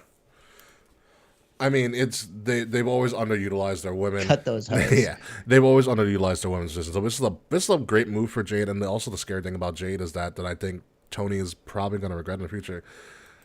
Jade was self-made on social media. Like she created the Baddies section. She bought people tickets. Yeah. Like. Yeah, she got over by herself, in spite of AEW. Exactly. Yeah, like imagine if AEW actually put some effort into her. But now imagine the effort WWE can put into her. Oh, those video packages are gonna be so good. It's gonna be amazing. They're gonna be so good. Yeah, it's gonna be so good, dude. I'm so excited. I'm very excited for Jade, but take your time, Jade. There is no rush right now.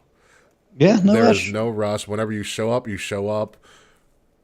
It's going to be crazy when she does, and I think you do it on the biggest stage possible, and I think the Royal Rumble is a great time. The Royal Rumble's in Tampa. She already lives in Florida.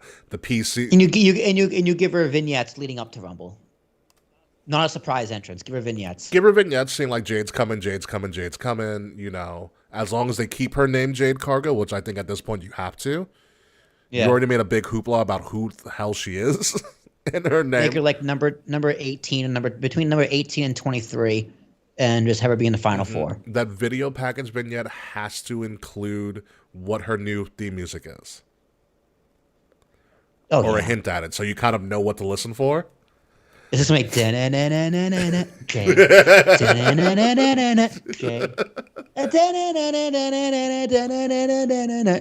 what the crazy thing, because I know she comes from. Give her the AJ surprise. Well, the AJ surprise was great because no one knew it was AJ. Including the cameraman. Yeah. He shot Roman going like, who? Who? What? Who's that? My favorite thing is, I feel like, because if you've seen Jade's entrances in AEW when she was on like primetime stuff, in their specials, she loved her pyro.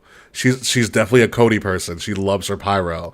I think she's gonna get some pretty badass pyro too once she comes over. So, dude. Let's make it all purple. No, green. Jade green. Oh yeah, Jade's a green. Yeah, Jade's a green. Sorry. Jade's whatever. Green. Close enough. But good luck to Jade Cargill. The entire wrestling world is going to be watching this, and I'm very excited. I want to see. And Charles told me this the other day, or we were vibing about this. What if in somewhere down the road, we got Jade, Bianca, Mercedes? In a sex tape? No. No. Triple threat? a mania triple threat, yeah. Yeah, that'd be cool. Because at this point, I do not believe Mercedes will ever show up in AEW. Because I think that's just a bad move on her part. I don't know, man. She's just LIVN, dude. And more power to her. She has Star Wars money.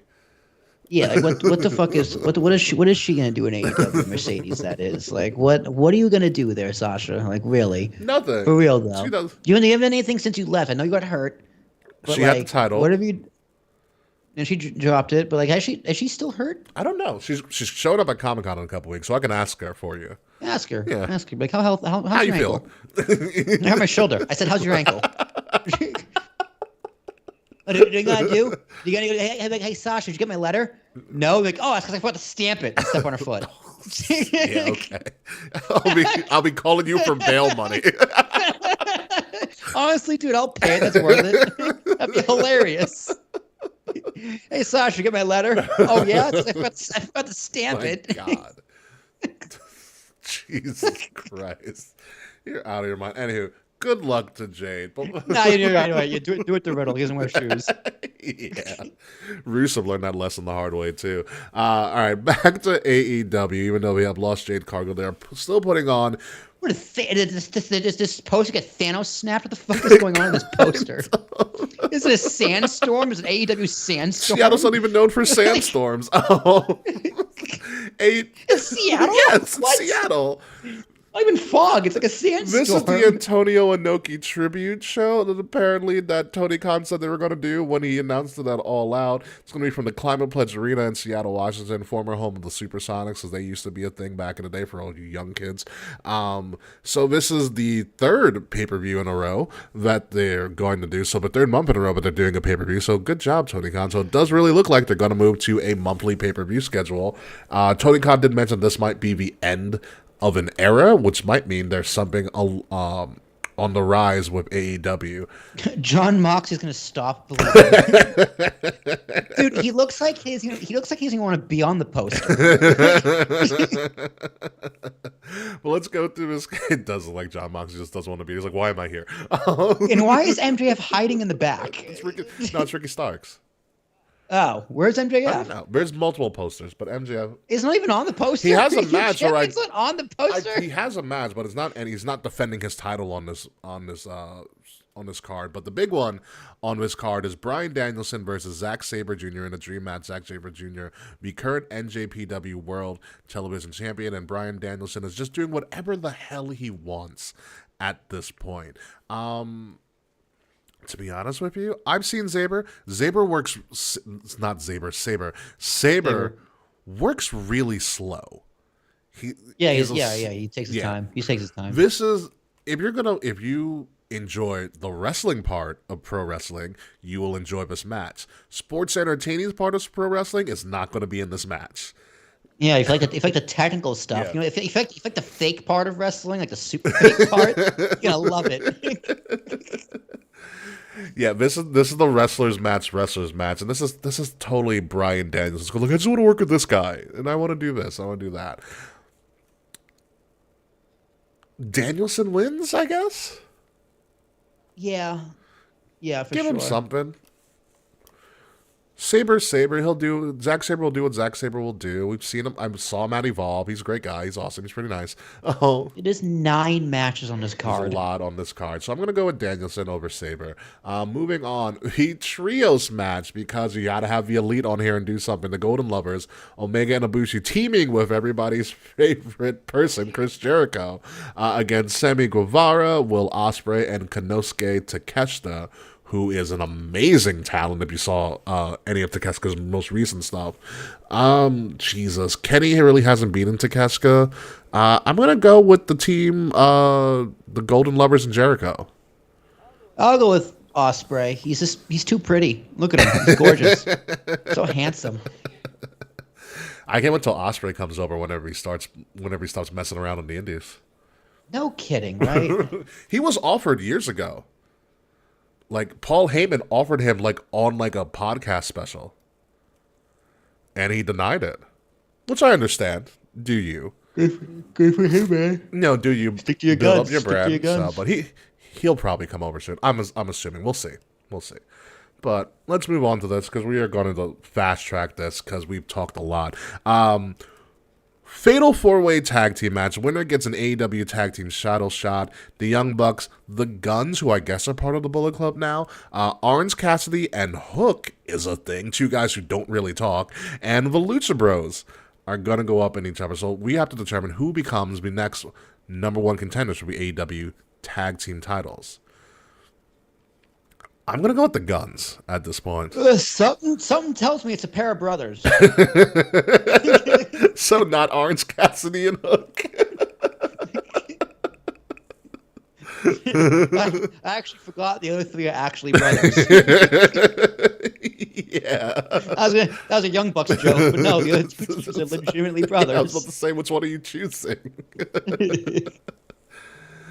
Yeah, Young Bucks. I love Young Bucks. Yeah, they gotta give them something, right? Super Kick Party. Moving on, the AEW World Tag Team Championships, Aussie Open, which is a team, versus FTR. I'm gonna make it real simple. I can see FTR winning this pretty easily. Duh. FTR Young Bucks, might as well, right? We've also got a double title match.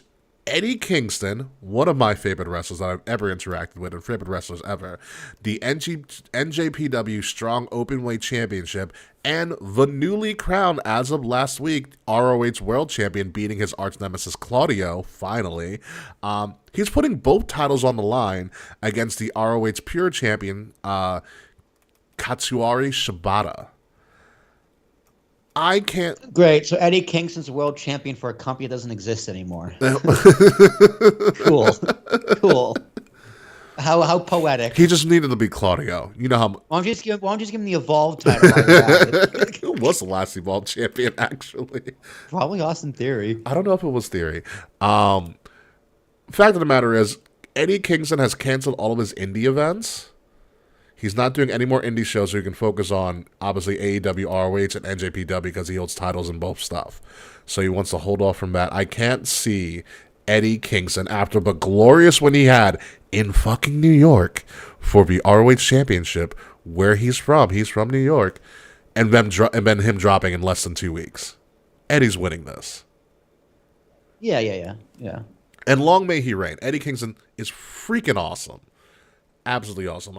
I just wish he could be in WWE, but his character doesn't blend well with WWE at all. No, it wouldn't work. It wouldn't. Eddie's him and he just like he'd be in a program with the Miz and just go off script and get fired. He'd get so fucking annoyed and just be like, I'm gonna get fired for this, but I don't care.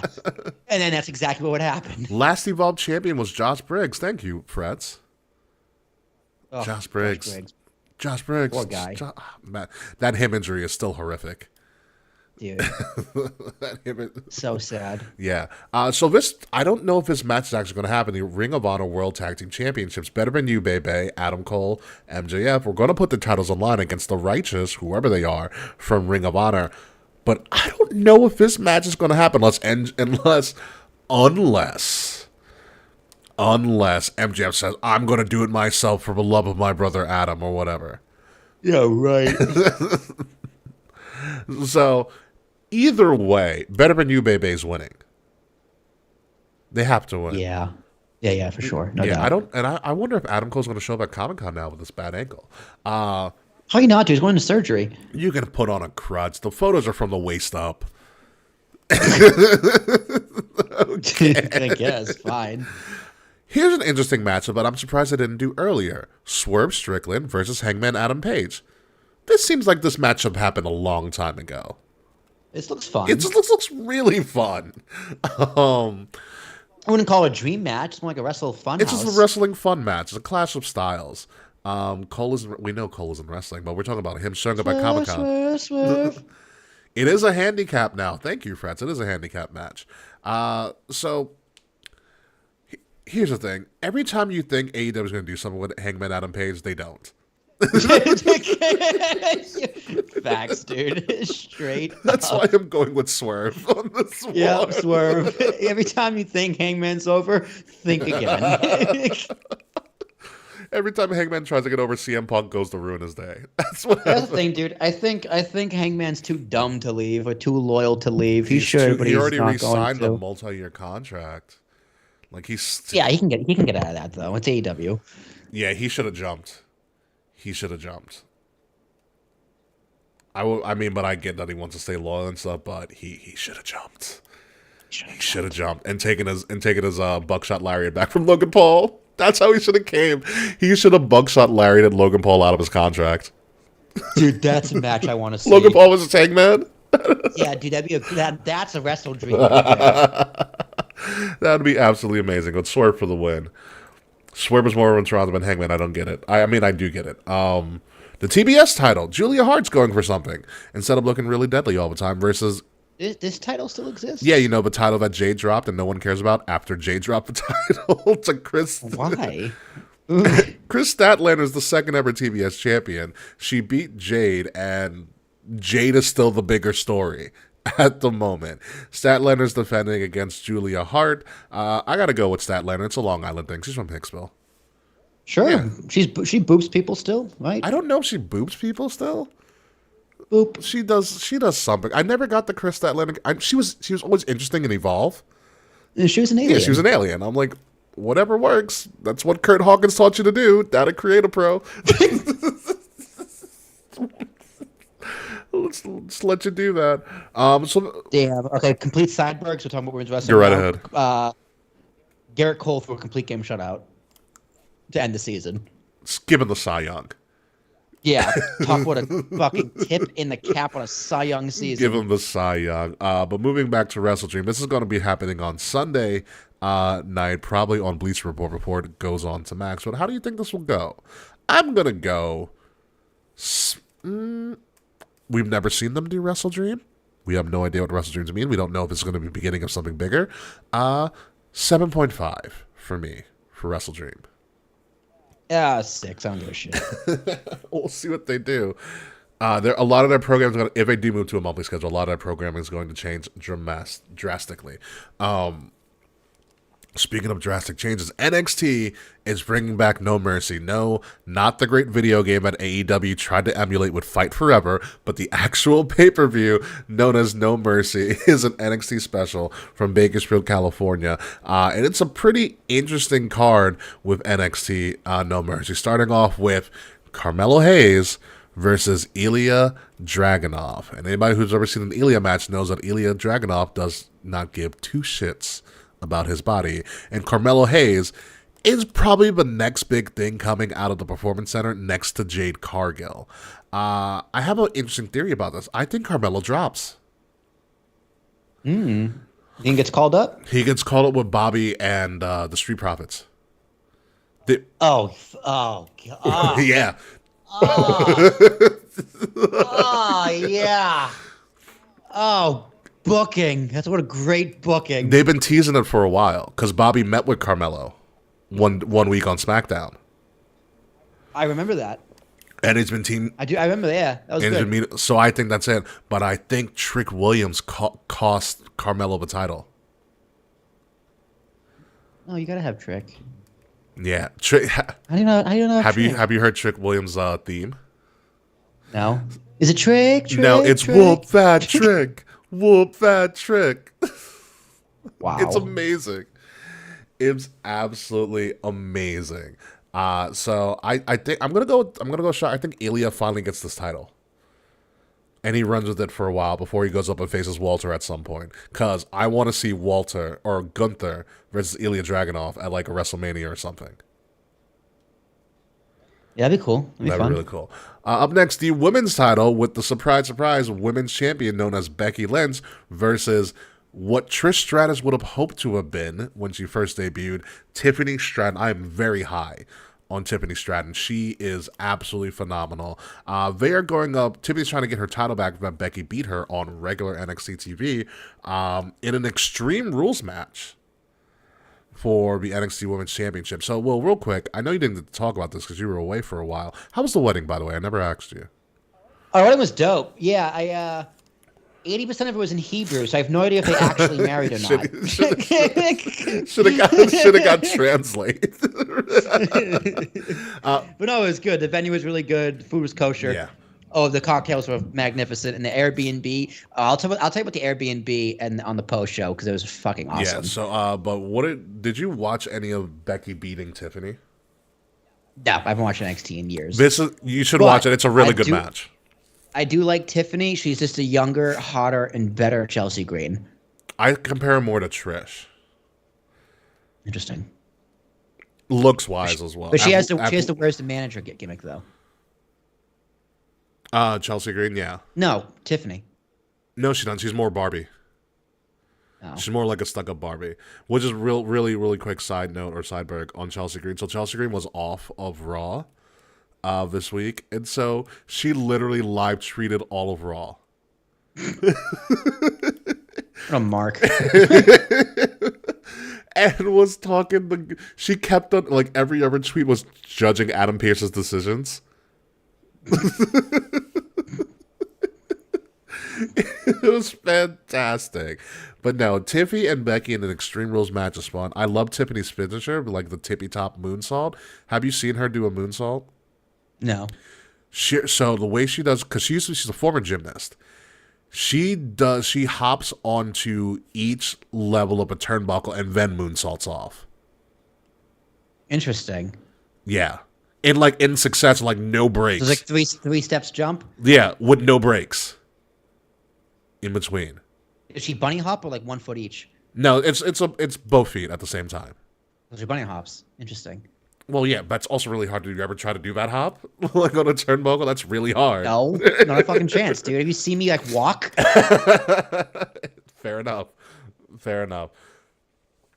Becky, I think Becky survives this in a weird way. It's an Extreme Rules match, so this totally moves towards Becky. We might see blood in this. I would love to see a blood in this match. Well, yeah, dude. Here's the real reason why Becky won this title, because ratings. Because they're going for a TV deal. Yeah. And what are the people who are going to get a TV deal going to see? What are their ratings been the past few months? Mm-hmm. Oh, good, great. Give them a bigger deal. Yeah, I also love how this was kind of like a botched promo by Tiffy that turned into a thing. That too, Which is great. Also, but makes it think: was it botched? Yeah, I don't think it was. But I love the move. I mean, Becky, what I don't like about it is that Becky has pretty much given us an NXT Championship open title on Raw. Which I'm like, there's better ways to use to get a secondary women's title on Raw and leave NXT's titles to NXT, but whatever. We also had the North American Championship on Raw as well, and that was an amazing match. But I agree. It was Dirty Dom and Dragon Lee, and they put on a crazy fucking match. But in regards to this match, I think there should be blood. I think this should be pretty extreme. I think it should be pretty fun. But Becky survives. They might move Tiffy somewhere, because I think she's ready to go as well. I think her and Carmelo are ready to go. Surprisingly enough, they both have all the character work, and they could do something. But you're also in such a weird place right now, being in right before Mania season. That do you want to bring them up and waste them in the Mania slot, or do you wait till post Mania? Which more of a fresh restart.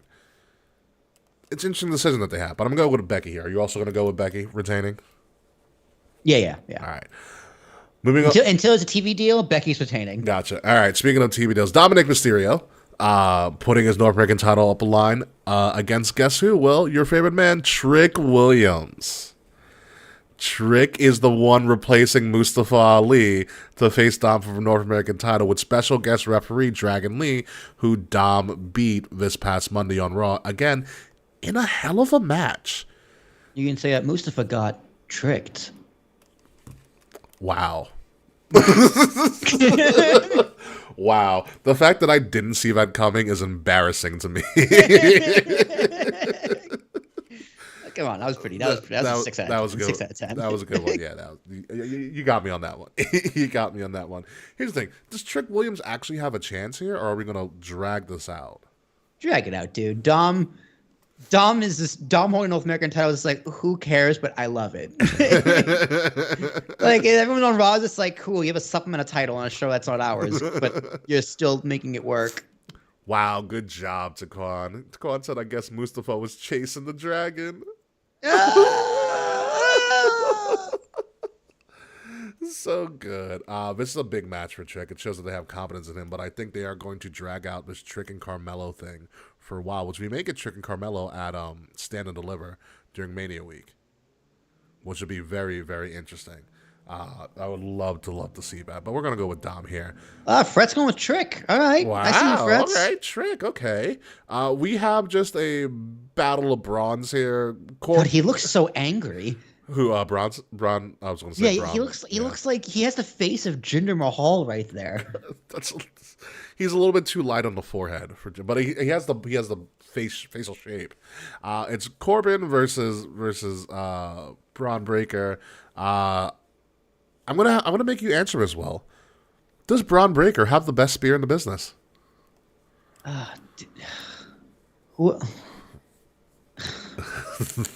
Who else is a spear? That is still active? Edge isn't signed. Roman isn't on TV. So, yeah, he does. Orange Cassidy does a spear randomly. Yeah, who gives a shit? Though, look at him. He's tiny. So yeah, Braun Breaker. Look at those traps, dude. Look at those. Look at how barely those fucking that strap goes on his fucking shoulders. Yeah, Wardlow. It's struggling. Wardlow dude. could never, right? Right. Like that. Those fabrics, those things, those stitches are being stretched. Yeah, Moose's spear is pretty good. He's not on TV though. He's on like Access TV. Which is still TV. I get access. It still counts. All right. So okay, actually, so whenever I turn my TV, I have like, whatever like the cheap fake cable is on like the smart TV. Yeah. And somehow the channel change. It's just Impact Wrestling 24/7. Yeah, there's an Impact channel. I've seen that too. Yeah, so whenever I turn my TV, it's just a random thing of Impact. And for 30 seconds, I'm like, wow, Impact. And then you turn it away. And then I go to Netflix, or I go to HBO, I go to Hulu or whatever. But for like sometimes I watch it for 5 minutes and go, oh yeah, I was gonna watch. Oh yeah, Impact's on. Oh, Lashley does a spear too. Lashley spear is unique. I wouldn't call it the best, but it's unique. Lashley has a good spear. Yeah. I also didn't know he had like alopecia, whatever it's called, the Will Smith's wife thing. Really? He has no hair on his body. I thought he was just naturally bald. Oh, it's on his body. No, his whole body has no hair. His eyebrows are tattoos. Oh, but no hair on his body. I mean, No hair. It's got to be nice for a little bit. I mean, In some aspects. no eyelashes. Like his sweat. That's why he's always sweaty too, because he has nothing to like. I've really got to look at his eyes, his eyelashes or lack thereof the next time. Yeah, I saw it on a post not too long ago, but he is hairless. He has no hair anywhere on his body, including his asshole. Yeah, great fun fact, I guess. That's why he's so sweaty, because he's no hair. Oh yeah, because the sweat would got it absorb it. Anyway, back to this. Baron Corbin not facing Chef Reaction, but facing Braun Breaker, and just a matter of who's the biggest douche in NXT. And I will tell you this: Braun Breaker should never be a babyface again because he was horrible at it. He is much better at being this douchebag guy. I'm gonna say Braun Breaker, because the last time Corbin was in a match against somebody, Gable Stevenson, it didn't go so well. So I'm gonna go with Braun Breaker here. I wonder how often Braun Breaker thinks about the Roman Empire. That is the dumbest thing I've seen in a while on I social don't media. get it. I don't get it, so I'm going to go with Braun Breaker. You know, this Baron Corbin is now the new Dolph. He's a new entry level. He's a new entry level guy. Yeah, but Dolph is way more talented than Baron Corbin. I agree with you on that, but someone's got to take the entry level heel position, and that is Baron Corbin at this point. He's there for a reason. We've got ironically, a fatal four-way for the tag team championships. The Creed brothers, these guys from Duke, Humberto Carrillo and Angel Garza are still a thing. Tony D and Stacks Lorenzo versus these guys on the right here, OTM, who literally just debuted like yesterday on NXT. And they look like if Crime Time had children. They do look like a Crime Time had children. They look like the younger versions of Crime Time. It's Crime Time, but it's crime spelled correctly. CRIME. And time spelled wrong. Yeah. Time with a Y. It's two different trademarks. Yeah, right? That can work. Two different trademarks. It works. So, Yo. It's Chad and JTG. It's crime time. Brooklyn. And so they go, Queens. Yeah, right. It's the battle of the counties. Staten Island. The only people I could see that might beat Tony D and Stacks is probably the Creed brothers, so I'm just going to say that they're going to retain. This is probably going to be a fun little crazy opener match with tag teams that we really don't know about. Who decided that Humberto and Angel Garza were safe from being released? Someone did. Not affirmative action. What's the other one? That doesn't exist anymore. Racial quotas. They needed two Puerto Ricans on the roster. I feel like they have that though. I'm going to go with Baby Crime Time. They're going to win this. That'd be a fantastic shot because no one knows who the hell they are. Last but not least, the Heritage Cup, Noam Dar, who is doing ridiculously great work, versus the man formerly known as Pete Dunne, Butch for the Heritage Cup. Essentially, this is just an NXT UK match in the skies. You did miss, about 2 or so weeks ago on NXT, they had Pete Dunne and Tyler Bate in a match. Again? Yeah. It's been a long time since they fought. Exactly. I forgot Tyler Bate even existed. Yeah, he's just chilling on NXT with the Heritage Cup and stuff. Noam Dar is as entertaining as I remembered him. Even you remember when he did the whole Alicia Fox thing? Was he there when Alicia Fox? Yeah. He's still wildly hysterical. Like he's the ridiculous part. Like he is like, I'm just gonna be as ridiculous as possible and it'll get me over. But he's still also really pretty good in the ring. And he's kind of just like this really ridiculous heel with this faction behind him of all minorities. They call themselves Metaphor, which I don't know why, but they have like a Power Rangers like entrance where they all have different colors next to them. It is very, very interesting. Hello, A Sawat, whoever you are. Good evening to you too. So I know you've never seen a Heritage Cup, but it's pretty much British grounds rules. Really quick rounds of matches, 6 rounds, and it's best first person to 2, but you have 6 rounds to do it. It is not a metaphor for slavery. Stop. It's a quan. But it's pretty much the Heritage Cup. It's pretty good. It's pretty good. Stop. It's a quan. But it is a fun, fast-paced match. They usually go really quickly, but they're pretty technical. It's an interesting way to do wrestling, and I kind of enjoy it. And I think it's about time that Noam Dar actually drops this thing. However, I wouldn't be surprised if he keeps it, but also to your point, well, like you said earlier, Pete Dunne, a.k.a. Butch, is the bigger star because he's on SmackDown. And you're trying to go for a TV deal. Yeah, but Sheamus is also injured, so you can put Pete Dunne back on NXT for a bit. Yeah. So I'm going to go with Butch / Pete Dunne to win this and him hold this massive, ridiculous trophy that I would totally buy if they made a replica. Oh, you're the Rico from Down for the Count. What's up, Rico? How you doing, homie? Welcome back. Thanks for tuning in, man. But yeah, we're gonna go with Butch Dunne. That should be his name, Butch Dunne. Butch Dunne would be pretty cool. Butch Dunne, yeah. Instead of Pete Dunne, Butch Dunne. So that's all we have for the NXT No Mercy card. Again, this is going to be Saturday night. WrestleDream is Sunday night, so you got a doubleheader of wrestling on top of watching Deion Sanders probably lose to USC in college football as well. Buy those Deion glasses, by the way. I'm going to go with this. NXT's specials have been pretty good. There are no takeovers. Let's get that straight. There are no takeovers. The takeover lore is done. That would be a great mini-series we ever do. We just rewatch all the takeovers. God. Because there's like... Oh, God, that's a great idea. Yeah, because the takeover series is done, which is a freaking shame. Oh, you're going to be a wrestling trainer. Let us know how that's going. Are you going to be training to become a wrestler? That'd be great to... interested in to like knowing about your journey. But the NXT specials have been pretty good. Like I said, they're not a takeover level, but they're pretty high up there. So I'm actually gonna go. I'm giving this an 8 for me. I'll give it a 7. I like NXT, sure. Yeah, it's gonna be good. It's interesting. And they make them unique enough that they look completely separate from their WWE counterparts as well. Also, of note as well, WWE also made another big signing to NXT, but they haven't really revealed who it is, but everybody pretty much knows.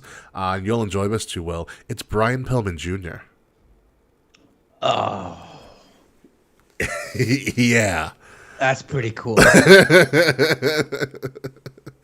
They did a vignette of all of it. Is like this guy watching these old TV clips of like the Cincinnati Bengals are playing and all this other like a WCW clip and stuff like that. It's like welcome to WCW, whatever. But all of that stuff is stuff that Brian Pillman did. So Brian Pillman Jr. is unofficially signed to WWE under the NXT brand, and I can't wait till he wrestles a pencil. That should be his first match. Giant pencil. Giant pencil. Yeah, Pillman did that in ECW. Yeah, he did. Man got a pencil over. He also tried to piss on the crowd.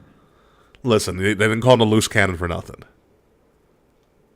It is a thing. So I'm happy, and hopefully, Brian Pillman Jr. That's gonna hold a lot of weight. It's gonna hold a lot of weight. His wrestling in the industry for a while is pretty big, so for NXT to get him, very, very good. Very, very good for that. But that is the end of our show this week. We have covered a crap ton of stuff in wrestling. It's been a while since we've gone 90 minutes. Yeah, no, it's been a while, but I'm glad we did. I mean, if this isn't proof of everything we went through, SmackDown getting $1.4 billion, Raw and NXT are probably going to get another $1 billion. AEW going to get crap tons of money once they go streaming. Elimination Chamber, Jade Cargill getting probably a crap ton of money. Pillman Jr. on Broken Skull Sessions would be unreal.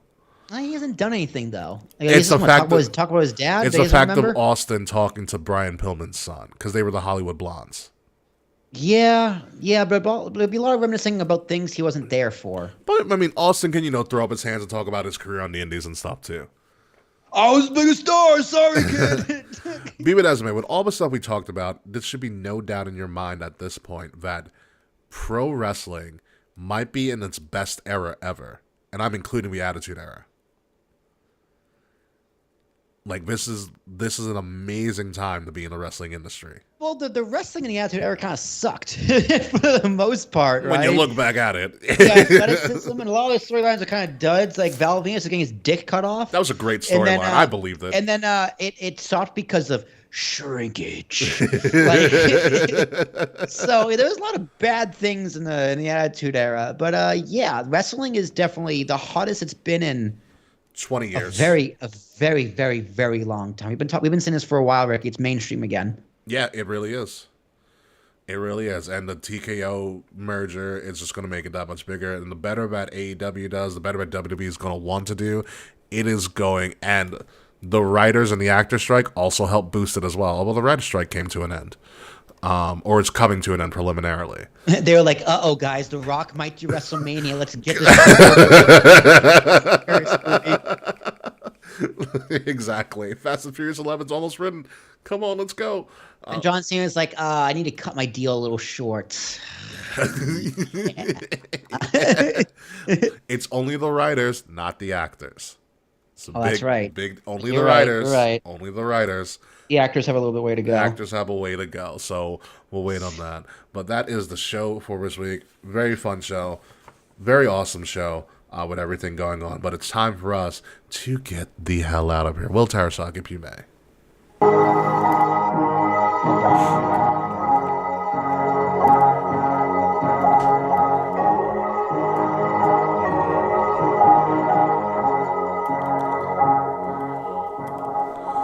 Ladies and gentlemen, you have been listening to Kings of the Rings podcast and watching episode number 355, No Mercy for Baddies, because the biggest baddie in the room has signed with the biggest company in the world. Congratulations to Jade Cargill on getting that back, although you really didn't need it. Congratulations to WWE for getting SmackDown $1.4 billion. AEW is moving to HBO Max. There is so much crap going on. And oh yeah, Matt Riddle's gone from all of our lives for now. I have been your host, King Ricky Rose. You can find me at Ambassador Biggs across all social media outlets when I return. Kings of the Rings podcast, you can follow at KOTR_podcast across all social media outlets. Like, share, subscribe. Leave us some 5-star reviews wherever you listen to us, and make sure you're listening to us on your favorite podcast site by subscribing to Wrestle Addict Radio, the cure for the common wrestling podcast. And follow Wrestle Addict Radio socials at addict_wrestle on Twitter, because no one in their right mind calls it X, and Wrestle Addict Radio everywhere else. The links to all of our stuff, including some of our awesome merch, which I am wearing at this moment in time, is our links in the description below. Will Tarasok, welcome back, sir. Oh, it's good to be back. I missed this podcast. It's been a long time since I've actually done a podcast. But my name is Will Tarasuk, T.S. and Thomas, A-R-A-S-H-U-K. Hopefully that's changing, because I had a business call, a sales call before this podcast. So keep your fingers crossed for your boy. Yeah, follow me on the only thing I'm only active on social is LinkedIn. So if you're into that kind of shit, Will Tarasuk. Yeah, when everybody's all pretentious for no reason. I love being on LinkedIn because I'm just God, it's the worst. It really is the fucking worst. I look people on LinkedIn, I'm like, I used to get shit-faced with you, I used to get shit-faced with you, I used to get shit-faced with you. You are not functional whatsoever. But whatever, we're going to see if this works. So when we come back next week, we're going to make sure that this stream actually works to the best of our ability and talk about everything that's happening in the world of wrestling, including the fallout for WrestleDream, whatever big news Tony Khan might have up his sleeve, because it's been a long time coming for Tony Khan to make a big announcement. He's been pretty hiding in wait right now. He also has that game in London, because Jacksonville yet again this weekend as well. And who knows what the hell's going to happen within a week's time. You saw what happened this week. There's probably going to be bigger stuff happening next week. So until next week, folks, goodbye, good night. Thank you for everybody who joined us live. Except for you, Slack. Fuck you, Slack. We'll see you soon. Midnight music.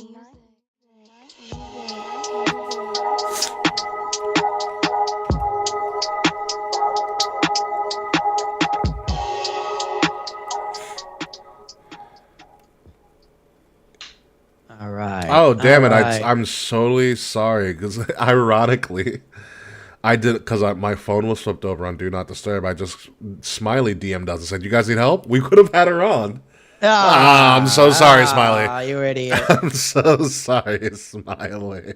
I usually have something come up with that, but yeah, no. So, sorry about that, Smiley. We'll definitely get you on at some point if you're always going to be available on Wednesdays. That'd be awesome. Judge hit Yeah, multiple he had homers. two. He had two on home runs. Jesus Christ. Guess that toe's fine. Jesus freaking Christ. And best thing about it is we beat up on the Blue Jays. Yeah, fuck their playoff run.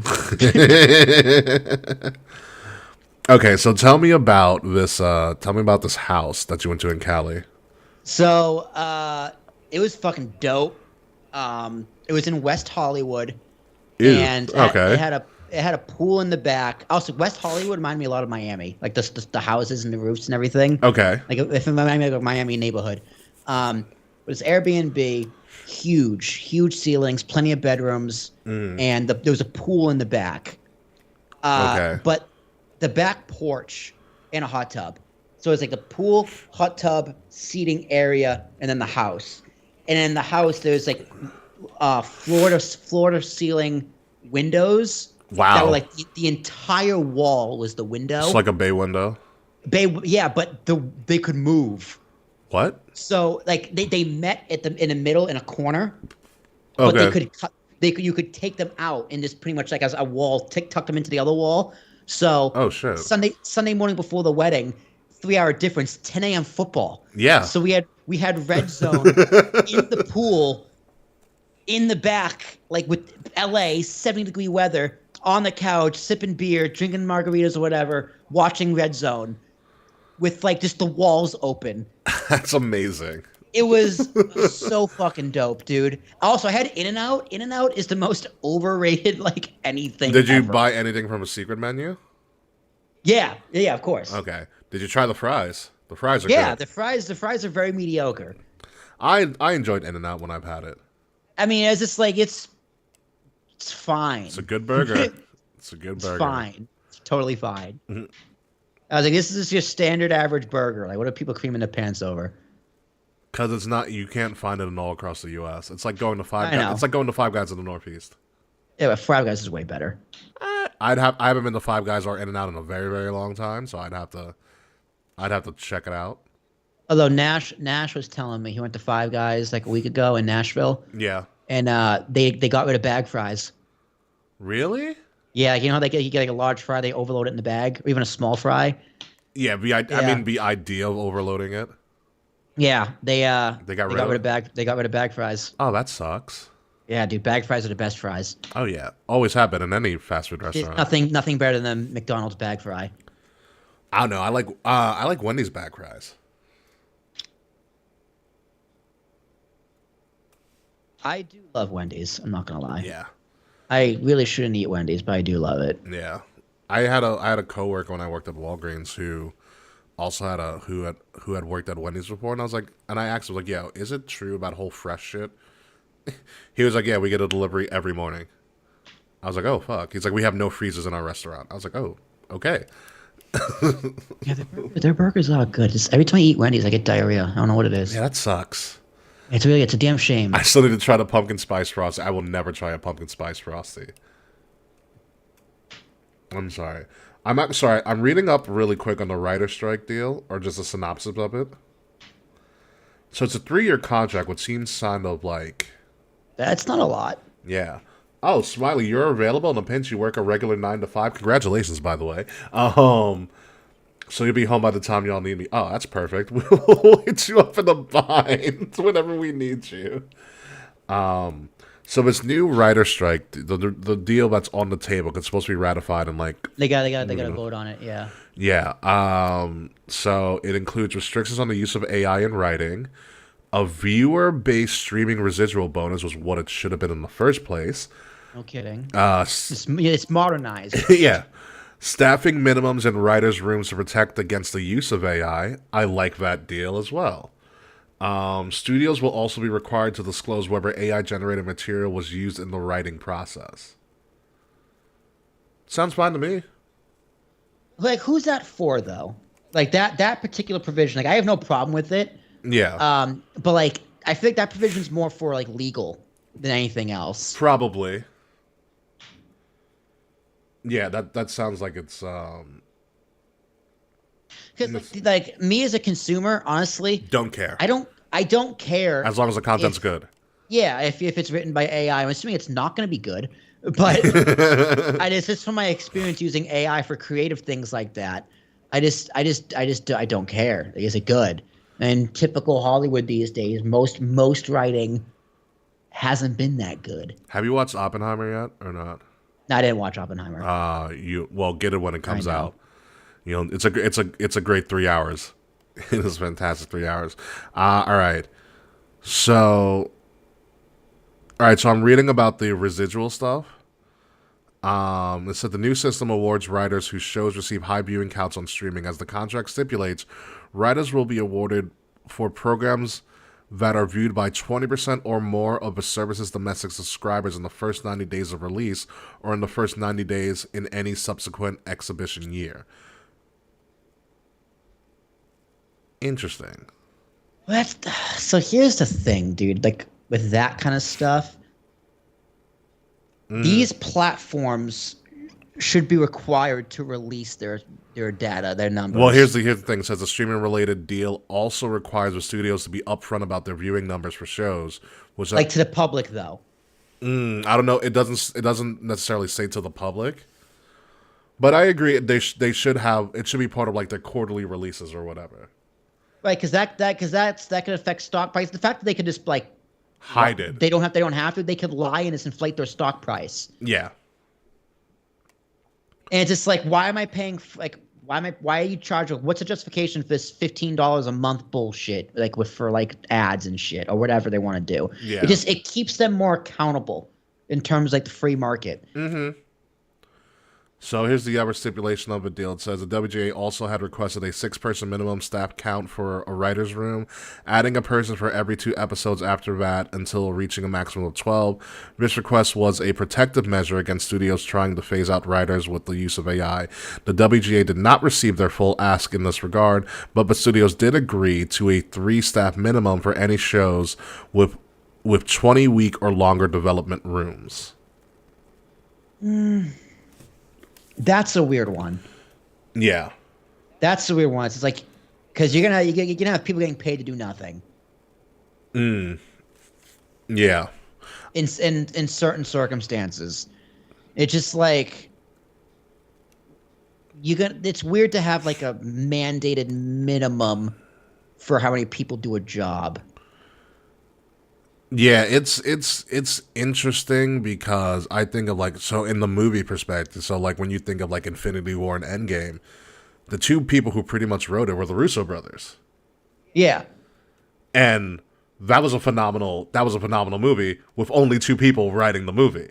Yeah, it's like now you're gonna mandate you want 6 people writing one movie, but it's like for what? It's like that's not gonna make the content better. You're just trying to make sure jobs don't go away, which I understand. Don't get me wrong. Yeah, it's more of a preventive. They're trying to stop the studios. They're trying to save their jobs. Yeah.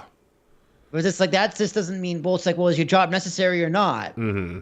That's just, let the free market do its thing. Yeah, no, it is interesting. I do enjoy that they're finally going to get some sort of incentive pay, and I also agree with the numbers of how shows are doing should be common knowledge. The only close thing we have that I've ever seen on a streaming service is like Netflix has like, oh, this is the most popular things right now. Yeah, and they could be fucking lying to you. That's also very true. Yeah. Right, like the studio whoever made that movie could just pay Netflix, be like, hey, put it at the top. Yeah. If it's on Netflix original, specifically. Mm-hmm. No, I definitely agree with you. But yeah, no. I'm glad that they're getting some sort of incentivized bonus. Yeah, the residuals is the big one. Yeah, especially if it's and royalties. Yeah. Royalties is the big one. Especially if it's if a show gets continued streaming success, they should continually be paid. Correct. So I feel like all in all it's a win for the writers. So good for them. Yeah, it's totally a win for the writers. Yeah. Absolutely. Yeah, second longest writer strike in Hollywood history by like 4 days or something like that. Well, dude, the UAW is up now, and then potentially the That's why I got to get my car when I do, because Toyota might go on strike too. fuck. Yeah. And then you got the It's all going to be a ripple effect. flight attendants are next. They might go on strike. Well, good thing no flight attendants work for Spirit Airlines. I've seen how that place operates. Spirit Airlines will be just fine. The game industry is coming up. That's fine. I already got Starfield. I am a happy man. The writers, or no, the writers, oh no, the actors. SAG is including video games now. Really?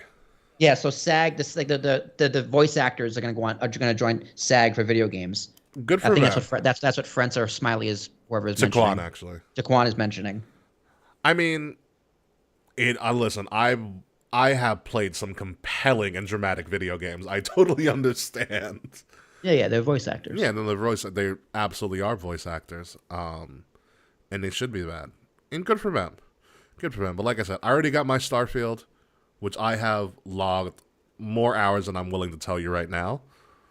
Let's put it this way, I'm at level 31. I reached level 31 today. Yeah, me and my friends and I are so deep into Baldur's Gate because we can play 4-player co-op. Oh, you haven't moved into Starfield yet?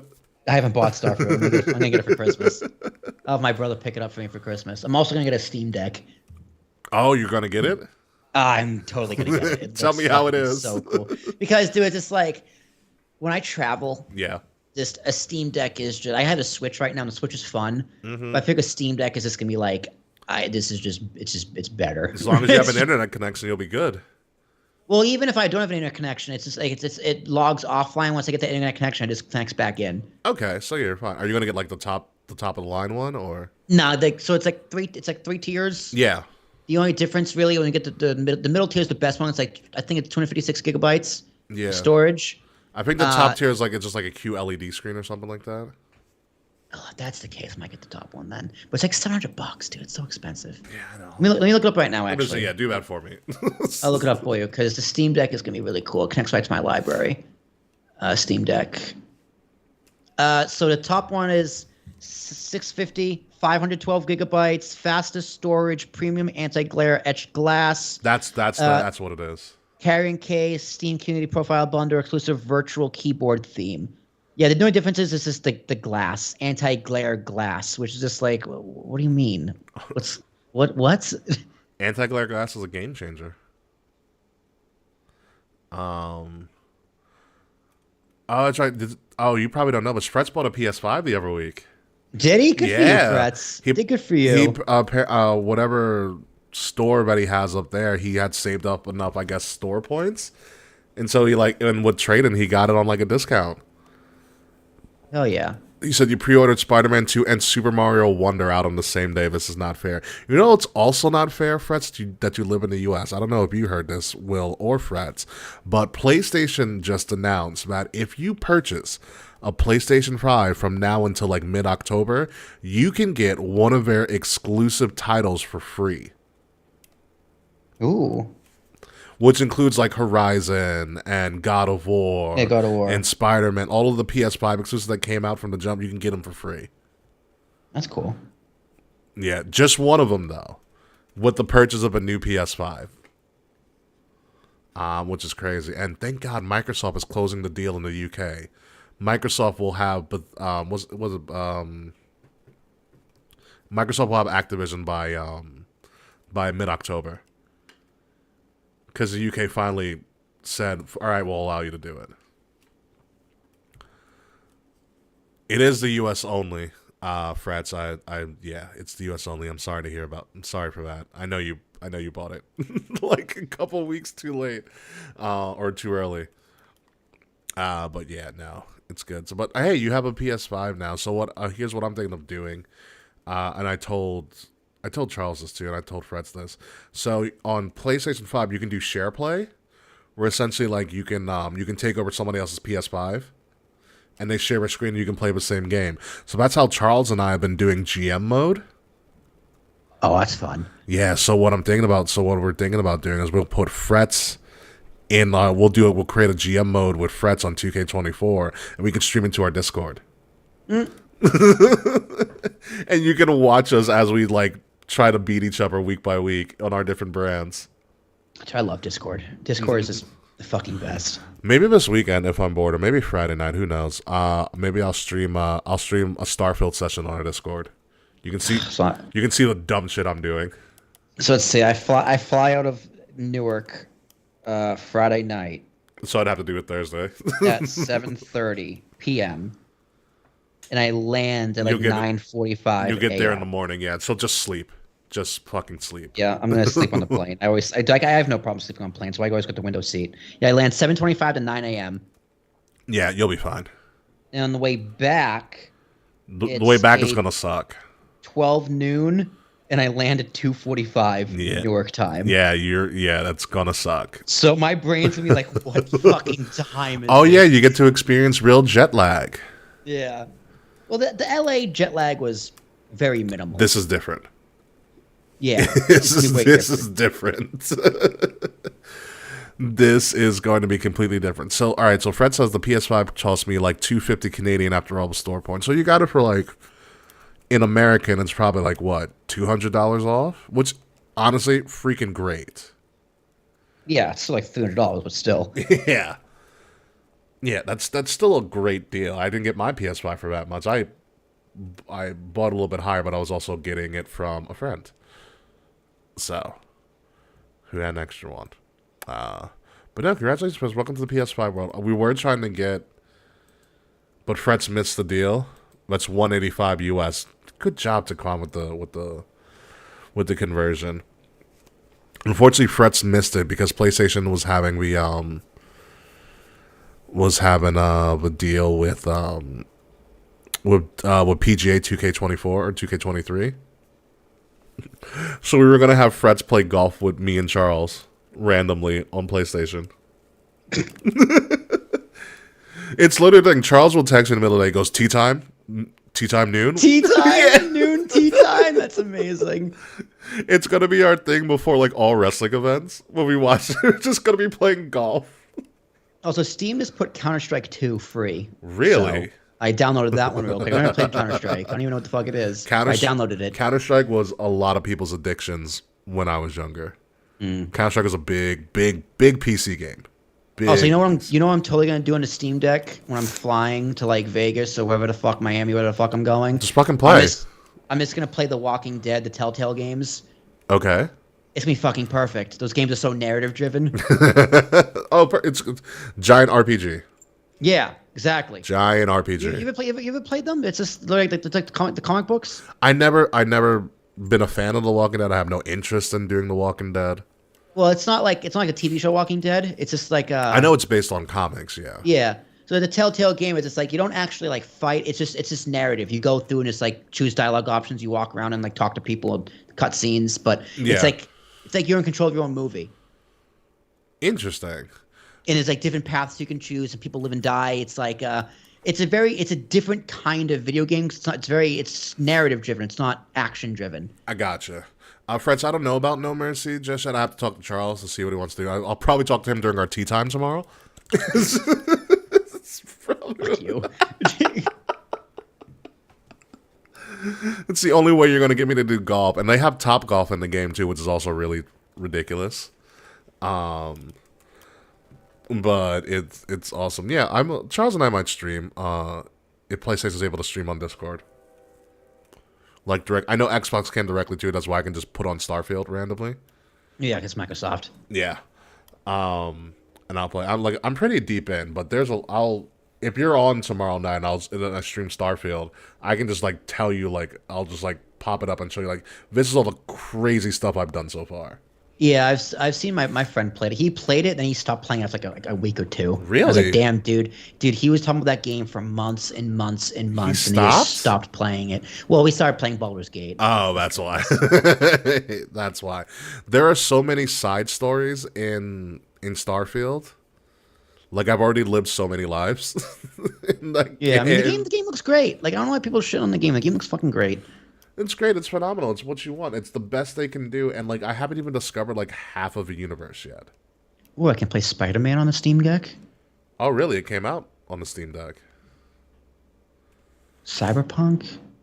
Yeah, but I want to play those games like on my monitor because this is way better. Cyberpunk just came out with their expansion today, Phantom Liberty. I know it's fucking Menashes. It's nuts. Yeah, they, from what I've been reading, IGN was like, "This is what Cyberpunk was supposed to be when it came out." Originally, Mustafa might make his after WWE debut for freelance wrestling. He's a trainer for the Freelance Academy here in Chicago. Interesting. More reason for me to go to Chicago. Did we go to the Hooters in Chicago? Yes, we did. It was like the first one. Yeah. Oh, it wasn't the first one. That was my fault. That was not the first one, but I was totally mistaken on that. Department of Corrections here. Phantom Liberty, I believe, is the Idris one, yes. Because the original Cyberpunk is Keanu Reeves.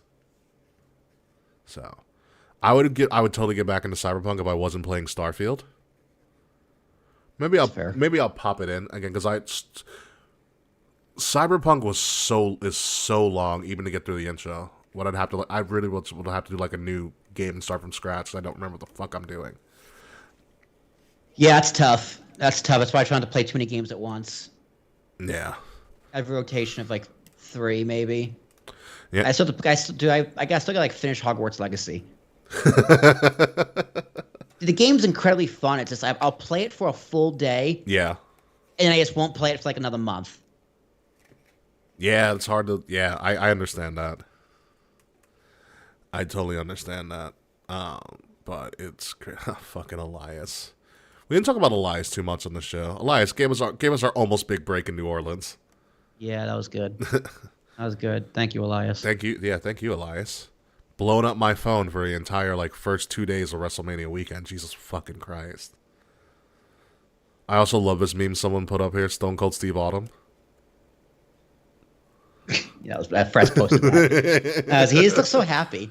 This one, we had a lot of good ones today, like Roman Reigns being everyone this company has to offer. Nobody can take this title away from me. Jade Cargill music hits.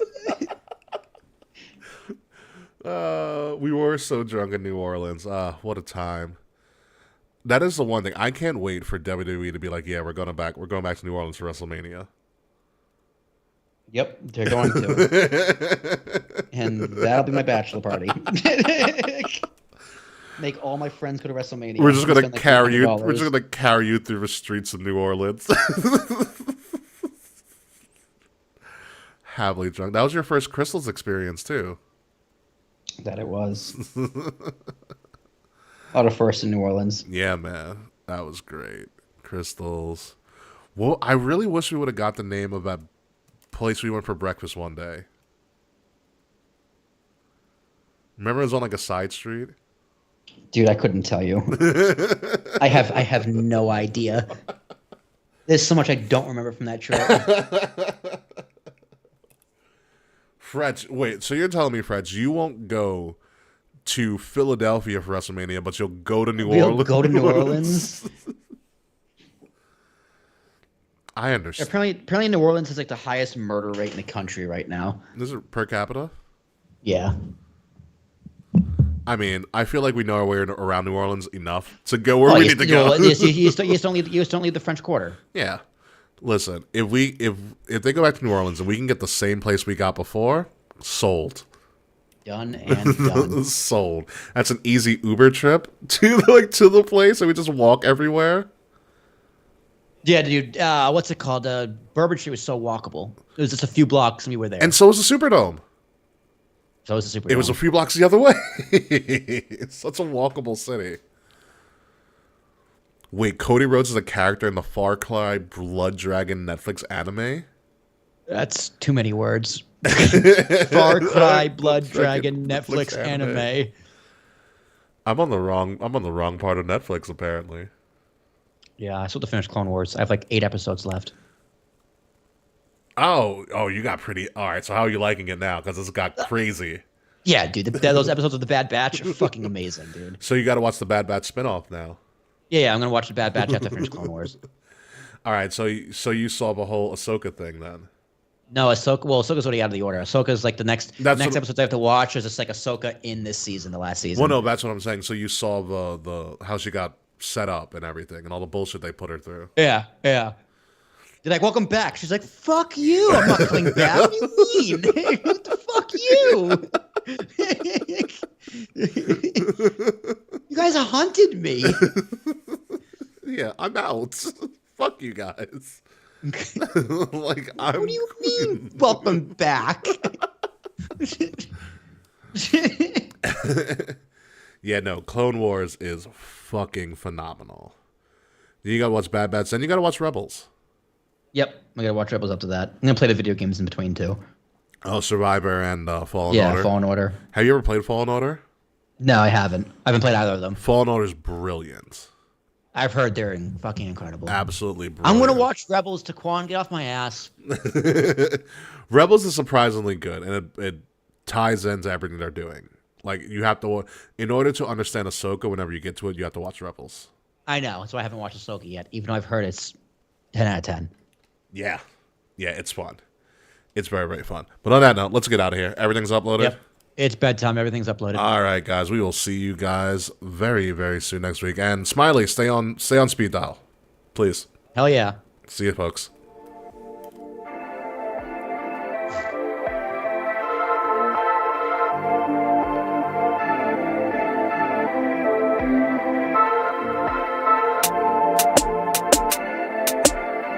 Midnight music.